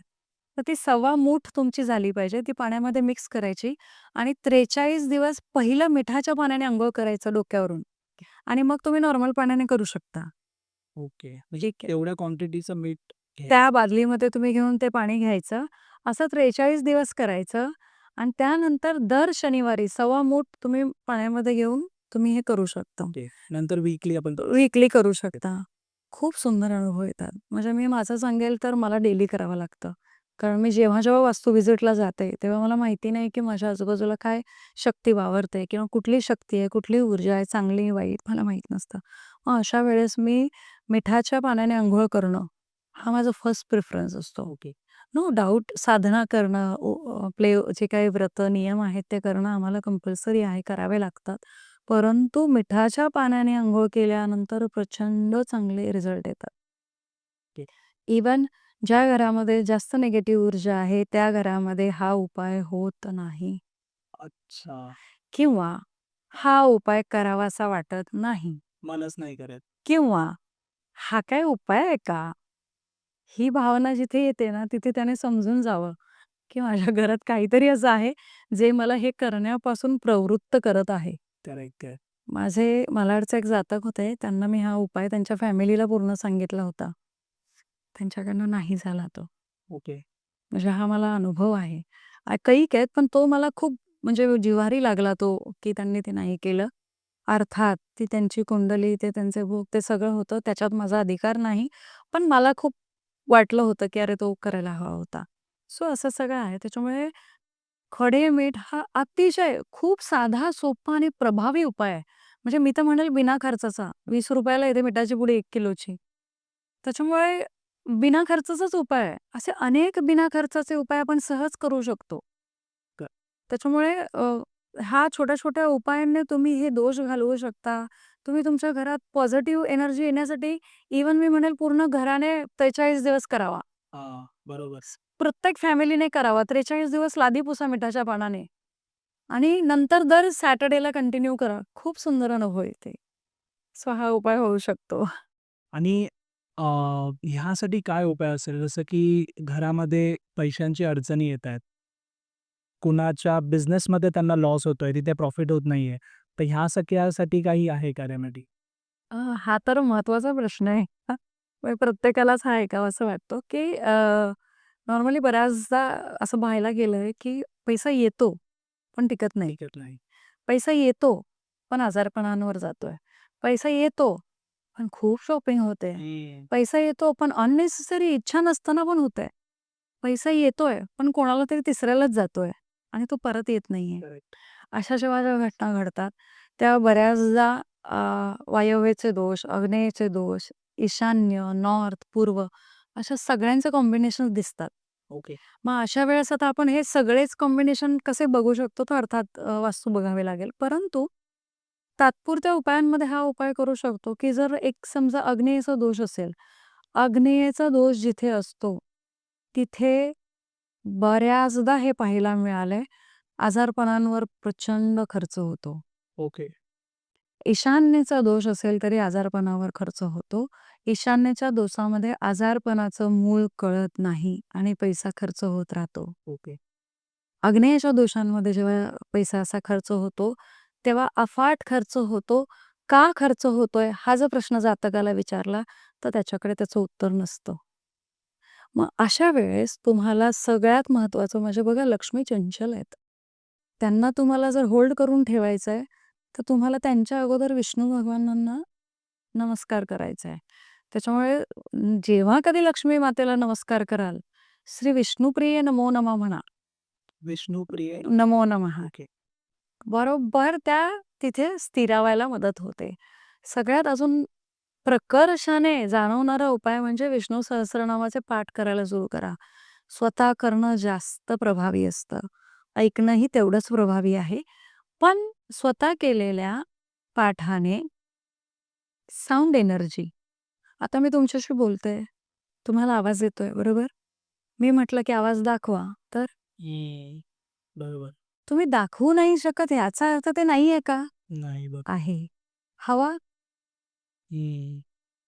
पण तिचं अस्तित्व आहे. ती नसेल तर आपण एक क्षण नाही थांबू शकत. म्हणजे इतके प्रभावी आहेत की त्यांचं अस्तित्व आहे. सक्षमपणे ते आपलं अस्तित्व प्रूव्ह करतायत. परंतु त्यांना त्या ऊर्जेला, त्या पॉझिटिव्ह बंधनामध्ये बांधायची गरज आहे. मग अशा वेळेस साउंड एनर्जी मी का म्हटलं, की आपलं सगळं शास्त्र मंत्रलयीत बोलतं. आपण जे बोलतोय हे नॉर्मल आहे. पण तुम्ही संस्कृत भाषा बघा, लयीत आहे. म्हणून ती सहज बोलता येते, सहज पाठ होते, सहज लक्षात राहते. आता रामरक्षासारखं एवढं मस्त स्तोत्र किंवा विष्णू सहस्त्रनाम, एवढी मोठी-मोठी स्तोत्र विष्णू सहस्त्रनाम तुम्ही आता जे म्हणालात, ज्याचं पठण करायचं आहे, तो विष्णू सहस्त्र नामावली की विष्णू सहस्त्र नाम स्तोत्र? स्तोत्र. विष्णू सहस्त्रनामावली ज्यांना स्तोत्र म्हणता येत नाही त्यांनी. पण विष्णू सहस्त्रनाम स्तोत्र हे अतिशय प्रभावी आहे. कारण त्यामुळे तुमच्या शरीराच्या प्रत्येक भागावर काम होतं. नामावलीने तुम्ही विष्णूंचं स्मरण करता. हो, 1000 नाव. हजार नावाजही घेतो. परंतु सहस्त्रनाम स्तोत्राने तुम्ही विष्णू सहस्त्रनामाचं स्तोत्र करत-करत तुम्ही ते विष्णू भगवानांनाही संबोधित करता आणि सायमल्टेनियसली तुम्ही तुमच्या शरीरावरही त्याची ऊर्जा डेव्हलप करता. म्हणजे जो व्यक्ती मग नामावली नाही करत आहे, तो त्यांनी जर स्तोत्र जरी बोलला, तर तर ते ते कुठे ना कुठे ते त्याने मिळणार. ओके. म्हणजे स्तोत्र अतिशय प्रभावशाली आहे ॲज कंपॅरेटिव्हली नामावली पण तेवढीच प्रभावशाली आहे. परंतु स्तोत्र तुम्हाला तुमचा शरीराचा ऑरा हील करायलाही मदत करतं. ओके. Great, great. असं. सो ते आपण करू शकतो आणि त्याने खूप छान लाभ येतात. ओके. म्हणजे लक्ष्मी ही जर आपल्याला स्थिर करायची आहे. स्थिर करायची आहे, तर आपल्याला हे विष्णूचं आधी नामस्मरण करायला पाहिजे. विष्णुप्रिय नमो नमः म्हटलं, की दोघांनाही तुम्ही पावन केलंय. म्हणजे तुम्हाला सांगेन तुमच्या घरात जर आता हा विषय आला म्हणून अजून एक फार महत्वाचं आहे हे, की तुमच्या घरात जर कोल्हापूरच्या लक्ष्मी देवीचा फोटो आहे, कारण ती बऱ्याच जणांची कुलस्वामिनी आहे. पण ती उभी आहे. उभी लक्ष्मी ही व्यवसायाला. तुमच्या देवघरामध्ये बसलेली लक्ष्मी, कमळावर बसलेली छान लाल रंगाची साडी, कारण रक्त वर्ण तिचा आवडता रंग आहे म्हणून. आणि त्याच्याबरोबर जर त्यांच्याबरोबर विष्णू पण आहेत, तर तुम्हाला काळजीच करायची नाहीये. तुम्ही त्यांच्या सहित त्यांची पूजा करा आपसूक आणि तुम्हाला अनुभव येतात, की तुम्हाला आपसूक वाटतं, की मी कोणाशी तरी बोलावं, 4 पैसे सेव्ह करावेत आणि मग ती तुमची हळू बघा, जिथे तुम्हाला पैसे सेव्ह करावेसे वाटत नाहीत, याचा अर्थ तुमच्या घरात लक्ष्मी स्थिर नाही. ओके. कारण पैशानेच पैसा वाढतो. बरोबर आहे. हां. पैसा कुठे जातो? पैशाकडेच. हो, बरोबर. करेक्ट. तुम्ही बघाल तर श्रीमंत व्यक्ती श्रीमंत का होतो? कारण तो पैशाने पैसा कसा वाढवायचा याचं जास्त नियोजन करतो रादर दॅन मेहनत जास्त करायची. सो या गोष्टींचं बघा आपलं शास्त्र हे सायंटिफिक आहे. आपल्या प्रत्येक शास्त्रामध्ये लॉजिक आहे. मी तर असं म्हणेन की यांना दिशाचं शास्त्र सायन्स म्हणजे हे दिशा डायरेक्शन्सचं सायन्स आहे म्हटल्याला तरी काही हरकत नाही. सो हे दिशांचं विज्ञान आहे. त्याला आपल्याला आपल्या परीने कसं वापरायचंय, हे जसं-जसं वापरून घेऊ तसा-तसा लाभ होतो. करेक्ट. असं. आणि तुमचा एक असा एक्सपिरियन्स सांगा, तुमच्या क्लायंटसोबत जो घडला असेल, ज्यांनी अ, वास्तूमध्ये बदल केले तुमच्या कन्सल्टेशननंतर आणि त्यांची लाईफ चेंज झाली. तसा काही एक्सपिरियन्स तुम्ही सांगा? आहेत, बरेच आहेत. पण मी कुंडली सदृश्य कसा फरक पडला तो मी सांगेन, की कुंडली आणि वास्तू कशी काम करते. अं, 2019 साली मला एक रेफरन्स मिळाला होता. माझे 90% क्लायंट रेफरन्सनेच आहे. तर रेफरन्स मिळाला होता आणि त्यांनी मला सांगितलं, की हे खूप इमोशनल झाले होते ते. कारण माझ्याकडे यायच्या आधी त्यांनी वास्तू बुक केली होती एका ठिकाणी भांडूपला आणि त्यांची वास्तूचे पैसे सगळे अडकले होते आणि ऑलमोस्ट त्यांनी 70% पेमेंट केलं होतं. ओके. आणि मग त्यांना कोणीतरी माझंच नाव सजेस्ट केलं. मग माझ्याकडे ते आले. तर त्यांनी मला सांगितलं, की "मैडम मेरा ऐसा-ऐसा हुआ है और मैं अभी कोई रिस्क ले ले नहीं सकता. इच्छा भी नहीं है." तो वक्करी आहे. तर मग मी त्यांना सांगितलं, की मी कुंडली वास्तू करते. तर तुम्ही मला पहिले तुमची कुंडली पाठवा. मग मी विचारलं, की तुम्ही एकट्याच्याच नावावर घेणार का? तर म्हणाले, "नाही, दोघांच्या." म्हटलं, "मग दोघांची पाठवा." ओके. मग मी दोघांची कुंडली चेक केली, सगळं केलं आणि मग मी कन्सल्टिंग ठेवलं पहिलं. नॉर्मली मी वास्तू व्हिजिट केल्यावर ठेवते, पण यांचं मी पहिलं ठेवलं. तर मी त्यांना म्हटलं, की "आपण एक असं काम करूया, मार्च आहे, आपण आत्ता नको बघूया वास्तू, तुम्ही सप्टेंबर नंतर बघा, चांगले योग आहेत." तर ते खूप म्हणजे एग्रेसिव्ह होते. एक एक इमोशनल हे असतं. तो म्हणाले, "नहीं, नहीं मैडम, मैडम अभी आओ." म्हटलं, "देखिए आप मतलब वास्तु विज़िट का फ़ी वेस्ट हो जाएगा। नहीं होगा मतलब मुझे 100% पता है कि मैं जो आऊँगी वो वास्तु रिजेक्ट ही करूँगी, वो आपके फल में नहीं होगी." "नहीं, नहीं मैडम, एक बार आप आके जाइए ना, मुझे चलेगा." म्हटलं, "ठीक आहे." मग मी गेली, वास्तू केली. मग मी त्यांना आधी उपाय सांगितले. कारण मला माहिती होतं, की ज्या वस्तू जाणार तिथे निगेटिव्ह ऊर्जा असणार. मी त्यांना सांगितलं, "येताना तुमच्या खिशात मीठ घेऊन यायचं आणि मग जाताना मी सांगेल काय-काय करायचं ते." ते केलं, सगळं झालं आणि म्हटलं, "आता आपण निघूया." 10 मिनिटात वस्तू झाली माझी. नॉर्मली मला वस्तूला 1.5 पावणे 2 तास लागतात. ओके. ओके. हां.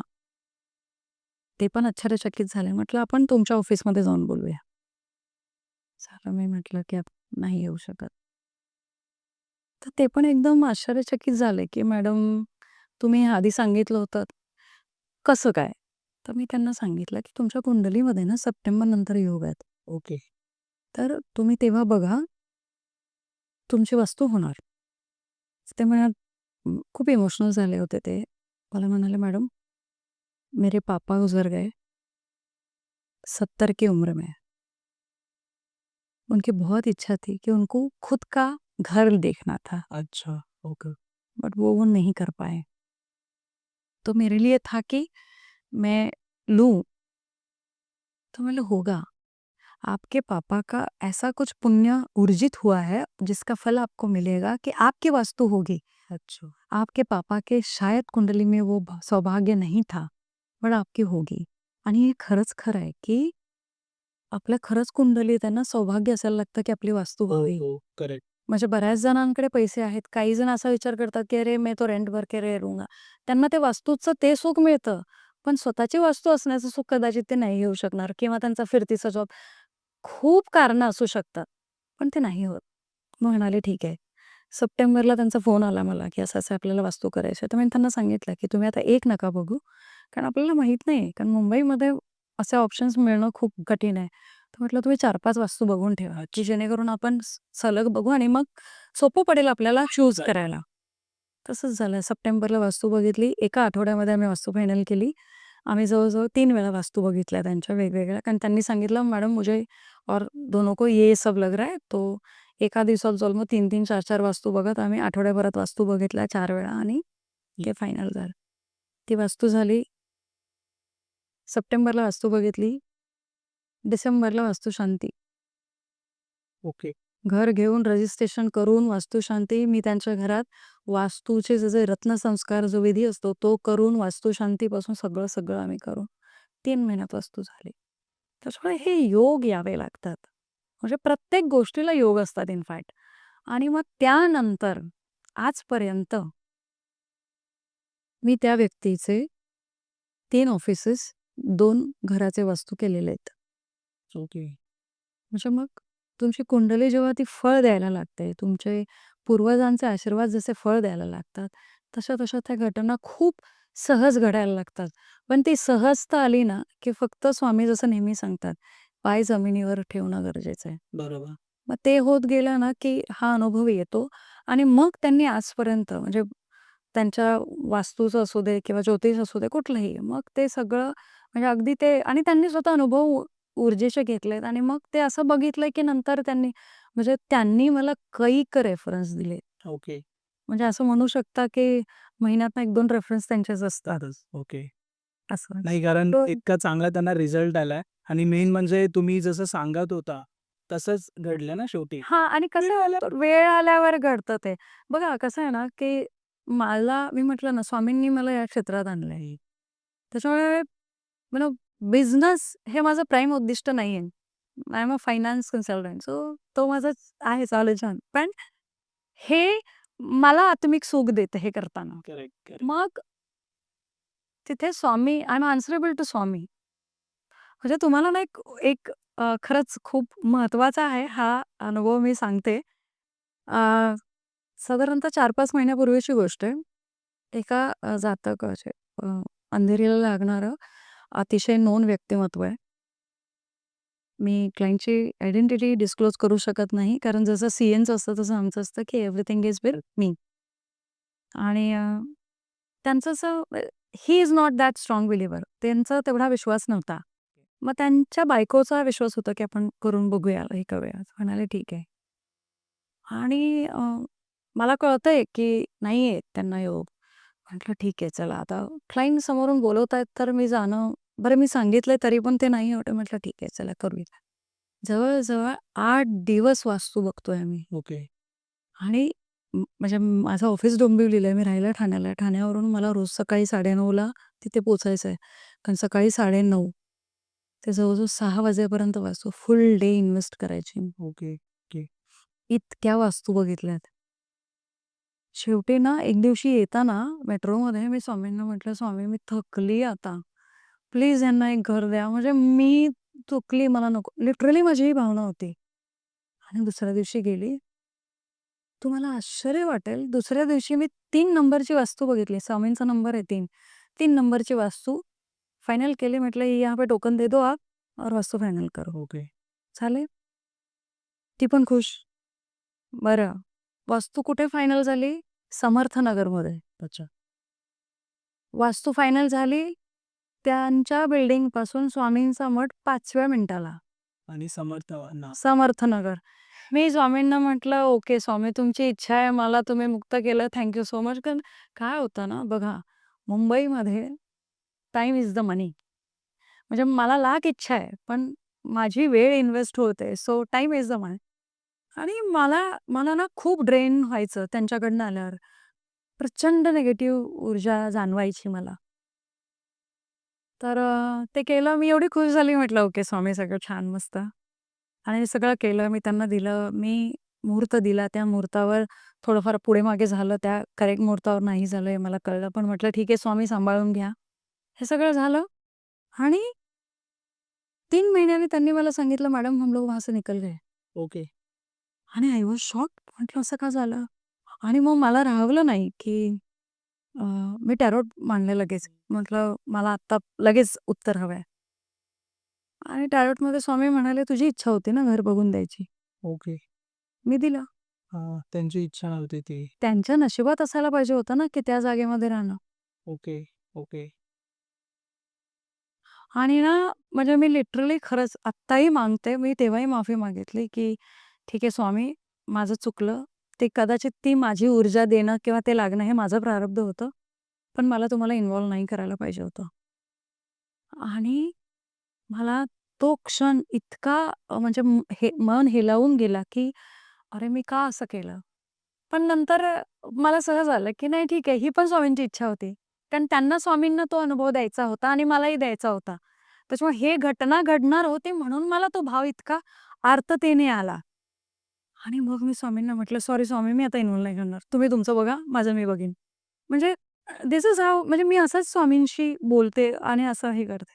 आणि मग तो दिवस आणि आजचा दिवस. मग मी स्वामींना म्हणजे नो डाउट स्वामीच हे करून घेतात. पण मग मी मध्यस्थी करायला लावत नाही स्वामींना. करेक्ट.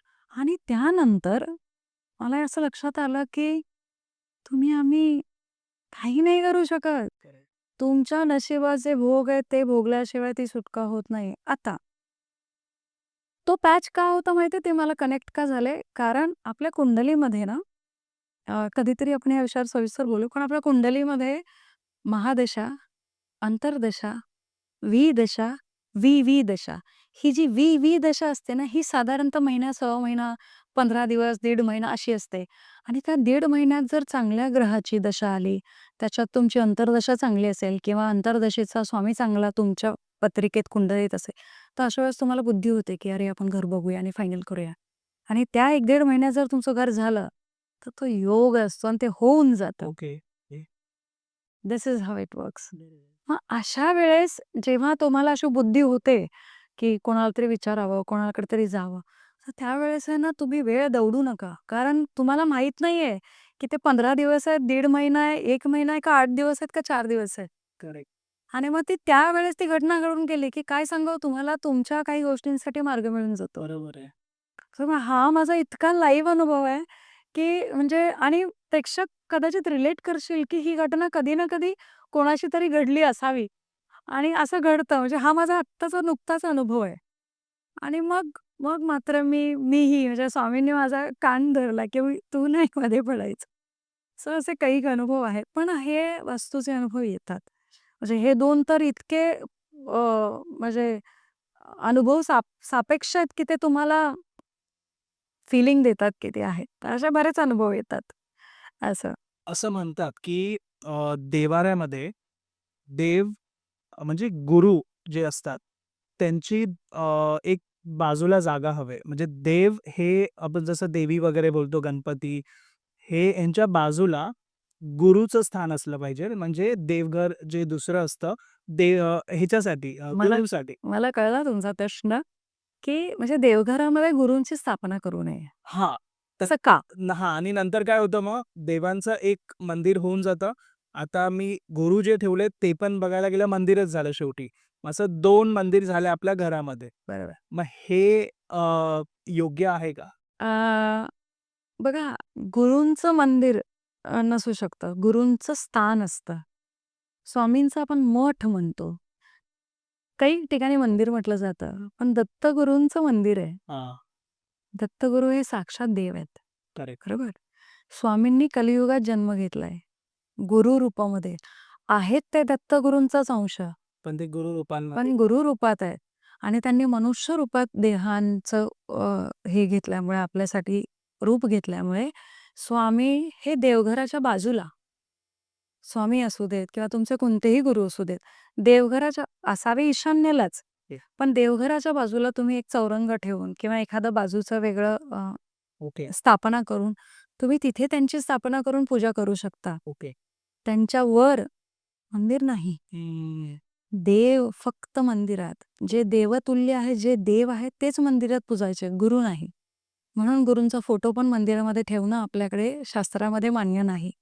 आणि तुम्ही म्हणालात तसं 2 मंदिरं, तर 2 मंदिरं एका घरात कधीच ठेवू नये. ओके. ते चांगलं लक्षण नाही. मंदिराच्या बाजूला गुरूंची स्थापना करा. ओके. मंदिर नाही. देवघरातल्या आपल्या घरामध्ये असणाऱ्या मंदिराला कळस असू नये. बरोबर. हो. तो कळस फक्त बाहेरच्या मंदिराला असतो. त्याच्यामुळे तो असू नये. शिवाय जेव्हा आपण गुरूंची पूजा करतो, तेव्हा गुरूंमध्ये कसं गुरूंना आपण हवं तसं बोलू शकतो, हवं तसं वागू शकतो, गुरुपूजा करू शकतो, ते आपले गुरु असतात. पण गुरुतुल्य व्यक्ती ही जेव्हा मनुष्य रूपामध्ये असते, तेव्हा मनुष्यानं मंदिरामध्ये स्थान नाही. म्हणून गुरुपूजन मंदिरात करू नये. ओके. ओके. ही त्याच्यामागची भावना आहे. अच्छा. अदरवाईज खरं तर कबीर म्हणतात तसं, "गुरुविन सिद्धी नाही." तसंच गुरुविन देवही नाही. हो. म्हणजे समजा उद्या गुरु आणि देव आले, तर कबीर म्हणतात तसं, "काके लागू पाय." तर ते सांगतात पहिला गुरु. गुरुच्या पाया पड तर ते देवापर्यंत नेणार आहेत. करेक्ट. मग अशा वेळेस आपण गुरूंना जर वेगळं स्थान त्यांचं देतोय, तर त्यांची पूजा केल्यावर देव तर तुम्हाला तसेच मिळणार आहेत. मग ही सिद्धी तुम्हाला होणार आहे. त्याच्यामुळे तसं करू नये असं माझं म्हणणं आहे किंवा शास्त्रसंमत नाही. बरोबर, बरोबर. म्हणजे बरेच लोकं घरामध्ये मृत व्यक्तीचे फोटो लावतात. आजी-आजोबा वारल्यानंतर, कुणाचे आई-वडील वारल्यावर तिथे घरात फोटो लावतात. तर काही लोकं बोलतात, की हे नाही लावायचं. आता त्याच्यामध्ये तुम्ही सांगा, की हे लावणं योग्य आहे की नाही? अ, काही लोकं म्हणण्यापेक्षा मी स्वतःही हे मानते, की मृत व्यक्तींचे फोटो घरात लावू नये. ओके. बघा ह्याच्यामागचं कारण काय आहे, की मृत व्यक्ती झाल्यानंतर आपण जेव्हा मृत होतो किंवा आपण जेव्हा ही पृथ्वी सोडतो, त्यावेळेस पृथ्वी सोडल्यानंतर त्या व्यक्तीचा आणि आपला संबंध हा आत्मा म्हणून असतो. कारण आपण त्यांना आत्मा म्हणून बघतो. म्हणजे जेव्हा आपल्याकडे जेव्हा क्रिया किंवा हेही होत असतं, त्यावेळेस आपण काय म्हणतो? बॉडीला आणा, हं. है ना? बोलताना हेच बोललं जातं. तोच वर्ड यूज करतो. हो. ऑटो होतो, कोणी सांगत नाही. तोपर्यंत तो व्यक्ती जिवंत असतो, तोपर्यंत त्याचं अस्तित्व असतं. त्याच्यानंतर त्याच्या शरीराचं अस्तित्व असतं. मग आपल्याकडे जसं आपल्याकडे पूर्वजन्म ही संकल्पना आहे. तेव्हा आपण पृथ्वीवर जर जन्म घेतलाय, तर आपण कुठल्या ना कुठल्या कार्मिक अकाउंटमधूनच या जन्माला आलेलो आहोत. मग ज्यावेळेस आपण पृथ्वी सोडतो ना, त्यावेळेस आपलं आणि त्यांचं नातं आत्म्याचं होतं. त्यांच्यासाठी आपण आत्मे असतो. मग मी आई-वडील कोणीही, कुठलंही बहीण, भाऊ, काका, मामा कुठलंही त्यांच्यासाठी आत्मे आहोत. मग अशा वेळेस जर आपण त्यांचा फोटो ठेवतोय, तर एक तर अ, आपल्या शास्त्रात जसं म्हटलंय, की 13 दिवस हा आत्मा घरात वावरत असतो. हो. करेक्ट. आणि 13 दिवस असे बरेच अनुभव आहेत माझ्याकडे, की त्या 13 दिवसात आहे ना, तो व्यक्ती हे बघत असतो, की कोणाला मी हवाहवासा आहे, कोण माझी आठवण काढतंय का, कोणाला मी हवा आहे का? अशा वेळेस म्हणून आपल्या ह्या सगळ्या विधी ज्या सांगितल्यात, त्या विधी पूर्ण करायच्या असतात. जर आपण ह्या 10 दिवसामध्ये 13 दिवसांत 10वं, 12वं, 13वं काही ठिकाणी 13वं केलं जातं, काही ठिकाणी 12वं केलं जातं. पण ह्या 13 दिवसापर्यंतचे जे विधी आहेत, ते जर आपण प्रकर्षाने जाणीवपूर्वक करत नाही आहोत, तर ते पुढच्या गतीला जात नाहीत. अ, यामध्ये माझा थोडा अभ्यास अजून चालू आहे. पुन्हा कधी आपण या विषयावर सविस्तर बोलू. पण 13 दिवसामध्ये जसं आपलं शरीर तयार होतं 9 महिने गर्भात, तसं या 13 दिवसामध्ये त्या मृत आत्म्याचं सूक्ष्म शरीर तयार होत असतं ओके. आणि ते 13व्या दिवशी पूर्णत्वास जातं. अच्छा. म्हणजे पूर्ण शरीर तयार होतं. ओके. म्हणजे श मुख, धड, हात, ते 13 पाय दिवसात 13 दिवसात पूर्ण ओके. होतं. आत्ताचा जो प्रघात चालू आहे, तो 3 दिवसात 10वं करतात. हां, असं आता जर तुम्ही या लॉजिकला जर इथे अप्लाय केलं, तर 3 दिवसात काय तयार होणार? बरोबर. लॉजिकली धरलं तर मुख, फेस धड आणि हात होतील. म्हणजे कंबरेच्या वरचा भाग. जर आपण एक लॉजिकली गृहीत धरला. आता मला सांगा, जो कंबरेच्या वरचा भाग तयार झालाय, खालचा तयारच झाला नाहीये. असा आत्मा आपल्याला वरदान देईल की शाप? श्राप. बरं. कसा देणार? तो तुमच्याशी बोलू शकत नाही, तो तुम्हाला कम्युनिकेट करू शकत नाही, तो तुम्हाला फक्त जाणवून देऊ शकतो. मग अशा वेळेस फोटो जेव्हा असतात, त्यावेळेस त्या फोटोमध्ये आता तुम्हाला फोटोचं एक लॉजिक सांगते. तुम्ही आत्ता रिसेंटली ऐकलंय का, की स्वामींच्या एका फोटोमधून विभूती येत होती? बघितलंय का तो? न्यूजमध्ये. न्यूजमध्ये ऐकलं असेल, बरोबर? जर स्वामींच्या फोटोमधून विभूती येते, म्हणजे त्या फोटोमध्ये स्वामी सूक्ष्म रूपाने आहेत, हो. करेक्ट. बरोबर? तुम्ही गणपती बाप्पांचा फोटो पुसता, हां. म्हणजे त्या चित्रामध्ये सूक्ष्म रूप बाप्पाचं आहे. आपण 10 दिवस बाप्पांना पूजतो, तेव्हा आपण मूर्तिकेची स्थापना करतो बरं. पुजतो मूर्ती मातीची. म्हणजे तिथे सूक्ष्म रूप आपण प्राणप्रतिष्ठापना करून मूर्ती पुजतो, बरोबर? घरामध्ये कुठलाही फोटो घ्या, त्यामध्ये ते तत्व आहे. आपल्या शास्त्रामध्ये आमच्या बरंच सांगितलं तर इथे हा फोटो लावा, तिथे तो फोटो लावा. जर यंत्र शक्य नसेल तर. जर यंत्र शक्य आहे लावणं तर फोटोची गरज लागत नाही. पण जर तरीसुद्धा तो फोटो जर फळ देत असेल, तर मृत झालेल्या व्यक्तींचाही फोटो फळ देणार की नाही? हो, बरोबर आहे. लॉजिकली. करेक्ट. मग अशा वेळेस मला एका जातकाने असं विचारलं होतं, बरेच प्रश्नही आले होते, की मग त्यांची प्रॉपर्टी चालते का? किंवा तुम्ही त्यांचं घर चालतं का? तर मी तेव्हा असं म्हटलं, की प्रॉपर्टी आणि घर चालणार का? कारण ते गेले तेव्हा हे तुमच्यासाठी सोडून गेलेत, कारण हे तुमचं नशीब होतं, की ते त्यांच्याकडनं तुम्हाला मिळणार आहे. हां, कारण असे लोकं विचार करतात, की ही प्रॉपर्टी त्यांची आहे, तर ती आठवण म्हणून आपण फोटो ठेवूया. ठेवतो. बरं. पण आपण लॉजिकली असा जर विचार केला बघा, गणपती बाप्पांचा जेव्हा आपण फोटो ठेवतो, तेव्हा गणपती बाप्पांसोबत आपण बोलत असतो. म्हणजे कन्व्हर्सेशन एक करतो. तुम्ही घरामध्ये मृत व्यक्तीचा फोटो ठेवलाय. तुम्ही नुसतं नावाला फोटो नाही ठेवणार. कधी तुम्ही बघून काहीतरी बोलणार. काय पण. एक अगदी, अगदी. हां, मग हेच ते होतं, हां. की तुम्ही इमोशनली तिथे अडकून राहता आणि तुम्ही इमोशनली अडकलाय म्हणून आपण पॉझिटिव्हली घेऊ. तर त्या आत्म्यांना असं वाटतं, की "अरे, मला माझी गरज आहे हिला, मग मी राहतो." बरं ते राहतात त्याच्यामुळे काय होतं त्यांना पुढची गती मिळत नाही. कारण आपल्याकडे गती सांगितली आहे, सद्गती मिळो. आपल्याकडे आर-आय-पी ही संकल्पना नाहीये. मग जर सद्गती त्यांना मिळायची असेल, तर त्यांना पहिली पृथ्वी सोडली पाहिजे. आणि पृथ्वी सोडण्याचा पहिला नियम आहे, की तुम्ही याच्यातून बाहेर पडा. पण आपण त्यांना फोटोरूपी ठेवून जर त्यांना अडकून ठेवत असू, तर एका पॉइंटनंतर मी समजा तुम्हाला सांगितलं, की ही जागा छान आहे. तुम्ही आवडता, मला आवडतं. इथे 24 तास बसून राहा. हां. राहू शकाल? नाही. मानसिक, शारीरिक काही गरजा आहेत आपल्या, बरंच काही आहे, नाही बसू शकत. आपल्याला हो नॉर्मली 4 तास एका जागी बसलो तरी उठावं लागतं, की थोडं फ्रेश होतो. मग अशा वेळेस त्या आत्म्यांना आपण त्या फोटोरूपीमध्ये अडकवून ठेवतो. मी हे म्हणत नाहीये फोटो काढून टाकायचे. मी हे म्हणते, की तुम्ही ते फोटो घ्या. मी नॉर्मली धोतर सजेस्ट करते, पण धोतर नाही मिळालं तर पांढरं शुभ्र कॉटनचं वस्त्र घ्या. त्यामध्ये तो फोटो गडी करून ठेवा. त्यांच्या वर्षातून एकदा तिथीला काढा. त्या तिथीला त्यांचं पूजन करा. त्यांना तुम्हाला जे काही खाऊ-पिऊ घालायचंय, जे करायचंय ते करा. ते करून पुन्हा त्यांची पूजा झाली, की पुन्हा ते क्लोज करून तुमच्या घराच्या दक्षिणेला दक्षिणेला. त्यांना ठेवा आणि स्पेशली दक्षिणेला जिथं यमपद येतं तिथे ठेवा. Okay, okay. कारण आपण बिलीव्ह करतो पुनर्जन्मावरती आणि जर आपण तसं त्यांना ठेवलं तर कुठे ना कुठे त्यांना गती मिळेल हो, हो. आणि त्यांना पुनर्जन्म मिळायचा. आता त्यांचं कार्मिक अकाउंट काय आहे? आधीच्या जन्मीचं हे तुम्हाला मला नाही माहिती. आत्ताचं कदाचित माहीत असेल, की ते चांगले व्यक्तिमत्व होते, त्यांनी खूप चांगलं केलं वगैरे, वगैरे. पण मागचं आपल्याला माहीत नाही.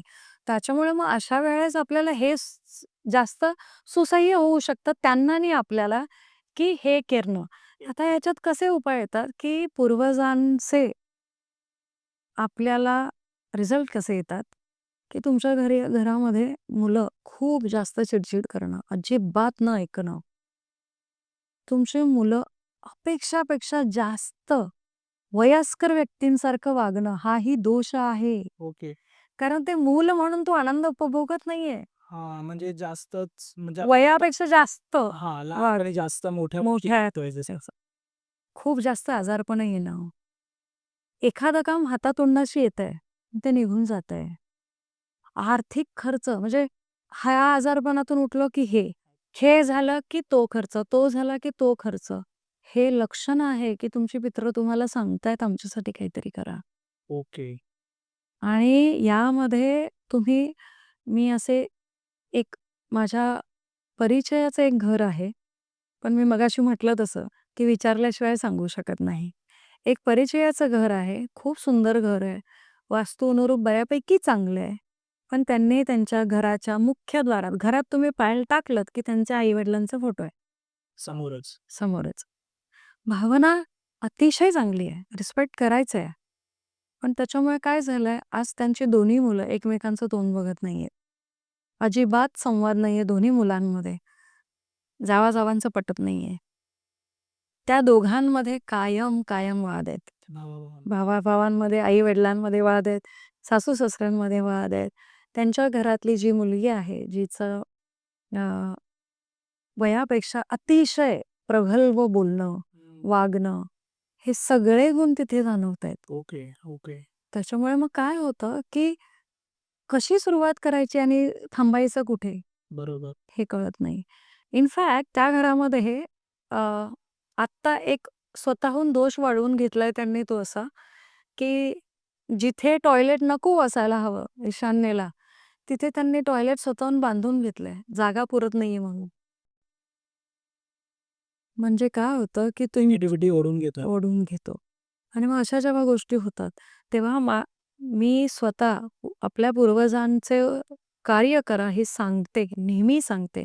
आता जर तुमच्या आसपास किंवा मी जातकांना सांगेन, की अशा जर काही घटना घडत असतील, सगळ्यात सोपा उपाय तो म्हणजे उदक शांती.